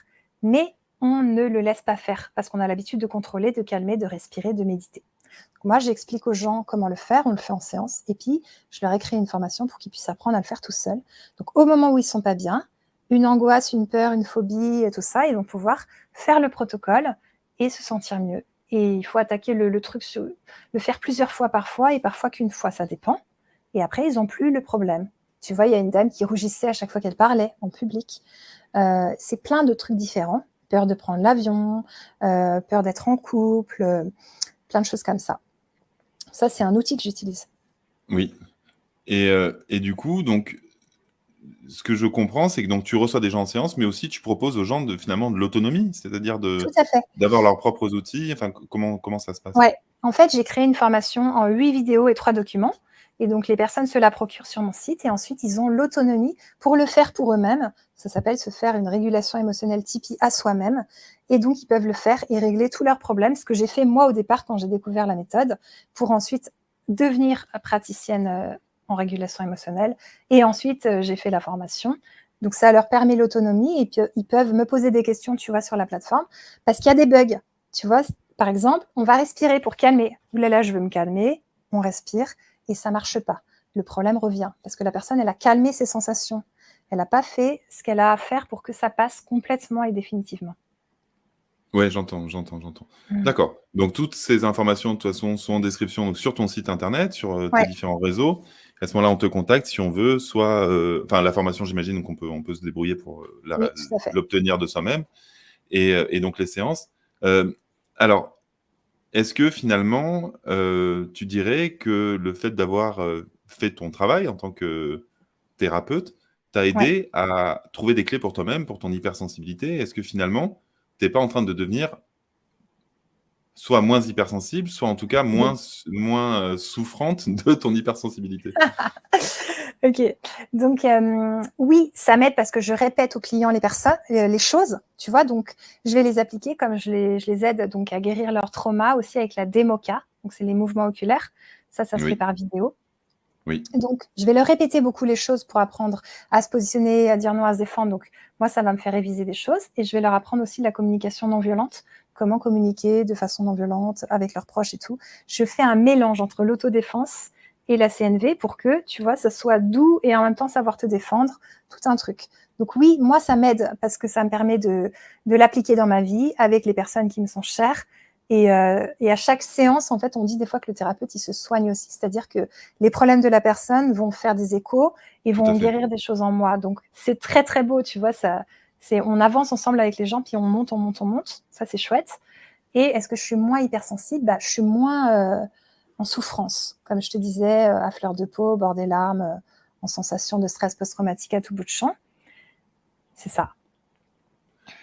Et est-ce que donc d'avoir découvert, tout ce monde de l'hypersensibilité, finalement, t'a fait du bien et t'a permis donc d'évoluer Mmh. et quelque part, donc ça a été plus, libératoire qu'enfermant, en fait, si Tout on à peut fait. Alors complètement. Moi, ça a été totalement libérateur de découvrir tout ça, de comprendre qui j'étais. Enfin, tu vois, de mettre des mots sur la souffrance que j'avais et de pouvoir enfin, me dire: «Ah bah, voilà, c'est ça qu'il y avait et puis maintenant que j'ai compris, bah, je peux l'expliquer à moi-même, aux autres et tout va mieux et les relations sont de plus en plus belles dans la famille, avec les proches et tout». Donc oui, pour moi, c'est vraiment de la libération et c'est ce que j'apporte maintenant en séance pour les gens et en formation en ligne Et l'hypersensibilité, tu vois, c'est vraiment un cadeau. C'est-à-dire que c'est tous les jours que j'en profite. Et après, il y a des moments un peu plus durs, comme chez tout le monde, et qui passent beaucoup plus vite quand tu sais les gérer et quand tu as moins, tu vois, tes blessures qui te pètent à la tête dans toutes tes relations 3 fois par jour. Oui, parce qu'au final, ça évite de faire des projections, de reprocher à l'autre des choses, enfin, quand on sait que c'est nos C'est propres ça, schémas. Voilà. exactement. Alors, il y a une petite question un peu plus générale, mais qui peut être intéressante, d'Alexandra. L'hypersensibilité, en tous sens, peut-elle être une explication lorsque l'on ressent les flux solaires ou les ondes Mhm. Oui, tout à fait. Il y a des personnes qui sont hypersensibles, tu vois, aux ondes. Par exemple, électromagnétiques? voilà, elles pourraient pas faire une conférence comme ça parce qu'il y a la Wi-Fi, ça les dérange, la 4G, tout ça. Donc, ça peut être une explication. Après, moi, je pense que c'est aussi lié à des croyances. Par Oui, exemple, tu vois, il y a une personne, elle était très, très sensible au niveau des dents. Elle avait très peur du mercure, elle avait très peur de tout ce qui est dentiste. Et souvent, le dentiste est lié aux abus, c'est qu'il y a eu des abus après. Et aussi, mercure, on regarde la signification, et ça oui, représentait vraiment le père, tu vois. Et oui, quand on a travaillé sur son père, où il y avait eu des abus, et les abus en général, bah, elle a pu vraiment se détendre et moins faire une fixation intense sur je veux qu'on m'enlève tout le mercure de la bouche, c'est une catastrophe, j'ai du mercure, au secours, aidez-moi, tu vois. Parce que ça, oui, c'était le symptôme. Dessous, il y avait des choses. oui, oui, oui, j'entends. Est-ce qu'il y a des points qu'on n'aurait pas abordés et qui te semblent importants, qu'on aurait omis de développer? Oui, il y a peut-être une chose, c'est que la bonne nouvelle, c'est que quand on apprend à se défendre, après, on dégage une nouvelle énergie, une nouvelle longueur d'onde et une nouvelle vibration. Et les personnes qui auraient pu avoir tendance, tu vois, à venir embêter, ne vont pas venir. Parce que souvent, les gens qui agressent tout ça, ils vont dire elle, je l'agresse, lui, je l'agresse pas, elle, je l'agresse pas. Tu vois, ils sentent. Oui, oui, Donc la bonne nouvelle, c'est pas vous allez devoir apprendre à vous défendre et être entre guillemets agressif toute votre vie et sur les gardes etc. Non, pas du tout. Vous allez juste sortir de la case de victime, sortir un petit peu de tout ce que vous avez reproduit longtemps, dégager une nouvelle énergie, les mettre autour de vous et en fait ça va être tellement le calme, ça va être tellement genre je sais me défendre donc m'embête pas, laisse tomber, tranquille. En fait, tu vois, le bourreau victime ne va pas se mettre en place. Donc, il va se passer autre ouais. chose. Mais moi, ça me soulève des questions parce que quand on apprend à se défendre, est-ce qu'on rêve pas secrètement de se faire attaquer pour voir si ça marche, notre manière de se défendre? Non, non, parce que justement, c'est ça qui est rigolo, c'est que quand on apprend à se défendre, on se fait de moins en moins attaquer, justement parce qu'on D'accord, on dégage crée une un nouveau nouvelle énergie. paradigme. Voilà, on change, on change d'égrégore, on change de groupe, quoi, tu vois. Et on passe dans le groupe, bah, tu vois, je suis assise là. Là, c'est ma place. Donc, ne t'assois pas sur ma place. Et les gens, ils le sentent. Et donc, au final, on rencontre plus d'agresseurs, de prédateurs. J'appelle ça comme ça, c'est un peu gros, mais on comprend l'idée. Et puis voilà. Donc, ça, c'est D'accord, la bonne nouvelle. d'accord. Donc tu dirais que toi, aujourd'hui, dans ta vie, tu as su défaire tous ces schémas-là et tu as en fait appris à parce que tu as transmis et ce que tu as pu comprendre, à ne plus être dans des situations de répétition de schémas traumatiques C'est ou ça. en tout cas de bourreau victime sauveur et que finalement tu es sorti. Mhm. Également, j'imagine est-ce que tu as pu sortir des 5 blessures de l'âme ou Alors pas? ça, Ou je pense qu'il faudra se lever tôt, parce que même Lise Bourbeau, elle dit qu'elle a toujours ses 5 blessures et tout. Donc, moi, ce que j'adore dans ces livres, c'est pas que je vais en sortir, c'est que je vais accepter quand elles viennent et que je vais leur mettre plein d'amour et que je vais me dire, oui, je suis une être humaine et j'ai encore des blessures. Mais tu vois, au lieu de renvoyer à ton proche, là, tu m'as rejeté, c'est horrible, nanana, tu vas dire, bah là, je me sens rejetée, c'est ma blessure de rejet qui s'active et je t'aime et je sais que c'est pas ton intention et on oui, parle un peu et c'est trop beau, tu vois. Donc oui, ça, je peux le dire que depuis quelques années, mes blessures sont 1000 fois moins actives et que je peux les accueillir dès qu'elles arrivent, tu vois, et c'est beau. Alors qu'avant, c'était le drame, quoi, tu vois. est-ce qu'il y a des blessures qui sont plus propres aux hypersensibles ou les 5 c'est une manière aléatoire où il y en a pas plus? Enfin, Bah, elle dit que le rejet surtout, et ensuite le rejet et l'abandon sont celles qui sont propres à tout le monde. Et oui, après, les autres, un peu moins. ouais, Enfin, aussi, l'injustice et la trahison, c'est l'humiliation que tout le monde n'a pas. Mais je pense que l'hypersensible peut vite se sentir coupable, rejeté, mis de côté, abandonné. Peut-être, comme il prend tout à cœur, on a dit tout à l'heure, il est dans l'affectif. À mon avis, en effet, comme tu dis, c'est beaucoup plus souffrant pour lui. Donc c'est pour ça que c'est important d'aller de mieux en mieux, parce que sinon, bah, il souffre trop tu vois, c'est dur. Oui. Eh ben, écoute, je crois qu'on a relevé le défi de faire le tour, bien sûr, en surface parce qu'on peut voir sur ton site qu'il y a de quoi, parler des heures sur ce sujet. Ouais. Mais en tout cas, voilà, je tiens vraiment à te remercier. Est-ce que toi, tu as une actualité peut-être à nous partager, de choses que tu organises prochainement? Heu, Oui, je vais passer sur la chaîne, de Didier Santiago, qui s'appelle maintenant Curios Anima. Ça sera le 25 septembre à 20h, puis après il y aura des ateliers. Ça bon, bah, c'est génial. Bah, merci. écoute, c'est super donc voilà, n'hésitez pas à aller voir Ouais, et ben, en tout cas, merci à tous les participants. Alors, c'était pas le le créneau habituel pour Vibration Nouvelle Terre, mais en tout cas, voilà, j'ai vu que tu avais partagé parce qu'il y a plein de gens que je connais pas qui sont pas là habituellement, donc je pense que tu as dû génial. partager à ta Ouais, tout à fait. communauté. En tout cas, c'est très chouette. Et ben, Super. merci en tout cas à tous les participants, aux questions que vous avez posées. Encore une fois, on ne pourrait pas y arriver, sans vous parce que ça crée un un débat beaucoup plus riche, en fait. Mmh. Donc voilà et je crois qu'il y a eu un commentaire dans ce sens, mais voilà, je réécouterai l'émission, il y a beaucoup d'outils à mettre en pratique pour prendre soin de Mmh. soi qui ont été Clair. transmis et c'est vrai que là-dessus, on doit te remercier, Annelise, parce que tu as Mmh. été très généreuse en transmission, en clés, en petits tips. Donc merci. Et puis j'ai senti vraiment qu'il y a des gens dans le chat pour qui ça fait bouger des choses. Donc ça n'a pas du tout été un coup d'épée dans l'eau ce soir. Et ça, c'est vraiment beau quand ce qu'on fait ben, est vraiment au service du collectif et de nous-mêmes, bien sûr, parce que Ouais, moi, j'ai beaucoup appris, en tout cas, super. grâce à toi. Donc voilà, donc on a énormément de remerciements. Donc c'est très chouette. Eh ben, Ouais, écoute, je te laisse le petit mot quand même de la fin, la petite conclusion d'accord. ou la petite ouverture, ce qui te fait plaisir. OK. Alors merci beaucoup Sydney pour tes questions, super pertinentes et tes questions d'hypersensible là, tu me mets 3 questions dans une donc j'ai intérêt de m'en souvenir. Oui, c'est vrai, je fais toujours ça. J'ai des intervenants, ils notent carrément. Je suis là genre, Ah non mais c'est bon. clair.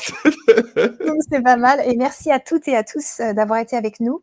Je suis très, très contente de vous avoir rencontrés. Vous pouvez venir sur ma chaîne YouTube, il y a plein de vidéos. En J'y vais à description, fond. allié. À Ouais. fond. Ouais, super, merci Sydney. Donc il y a Mm. plein de choses qui peuvent vraiment vous aider à vivre et tout, donc voilà. Et le mot de la fin, ça sera la bienveillance envers soi-même. On l'apprend pas à l'école. Et l'idée, c'est, tu vois, de se dire, eh ben si j'étais bienveillante envers moi-même, si j'étais bienveillant envers moi-même, ça donnerait quoi? J'arrête de m'auto-saboter, j'arrête de maltraiter, j'arrête de m'en demander trop, j'arrête d'être perfectionniste. Et juste, c'est OK, j'accueille cette émotion, j'accueille ce moment où je me trouve vraiment, entre guillemets, pas bien, tu vois.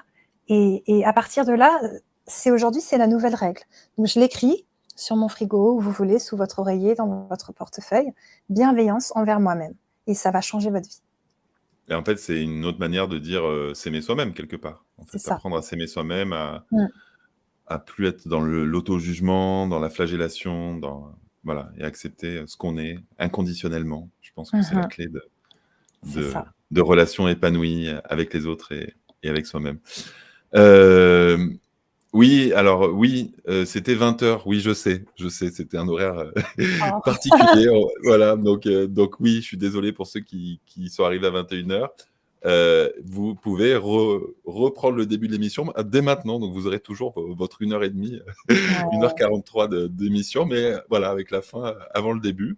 Mais en tout cas, ben, merci à tous. Franchement, j'ai adoré et c'était pas Super. gagné parce que je ne suis pas, c'est pas du tout mon sujet de prédilection et je me suis dit, mais comment on va faire pour vraiment débattre en profondeur? Et pourtant, ça a été rythmé, ça a été, voilà, j'ai eu vraiment beaucoup de richesse, donc je suis très heureux de ce live. Écoute, voilà. Génial. Moi Hem, aussi.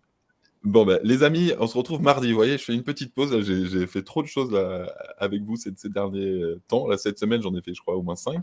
Donc D'accord. là, c'est mardi. Donc voilà. Donc on a du temps. Voilà, je vous publierai tout ça à l'avance. Mardi 21h, le prochain live. Et puis, ben, belle soirée à toutes et à tous. Merci et merci à toi, Annelise, Robert, Mmh. parce que c'était vraiment un moment génial. Génial. Et puis, Merci. à très bientôt, en tout cas. Et je pense qu'on sera amené à se recroiser d'une manière ou d'une autre. Voilà. Ouais, c'est sûr. Merci, merci. À bientôt. Merci. Au revoir.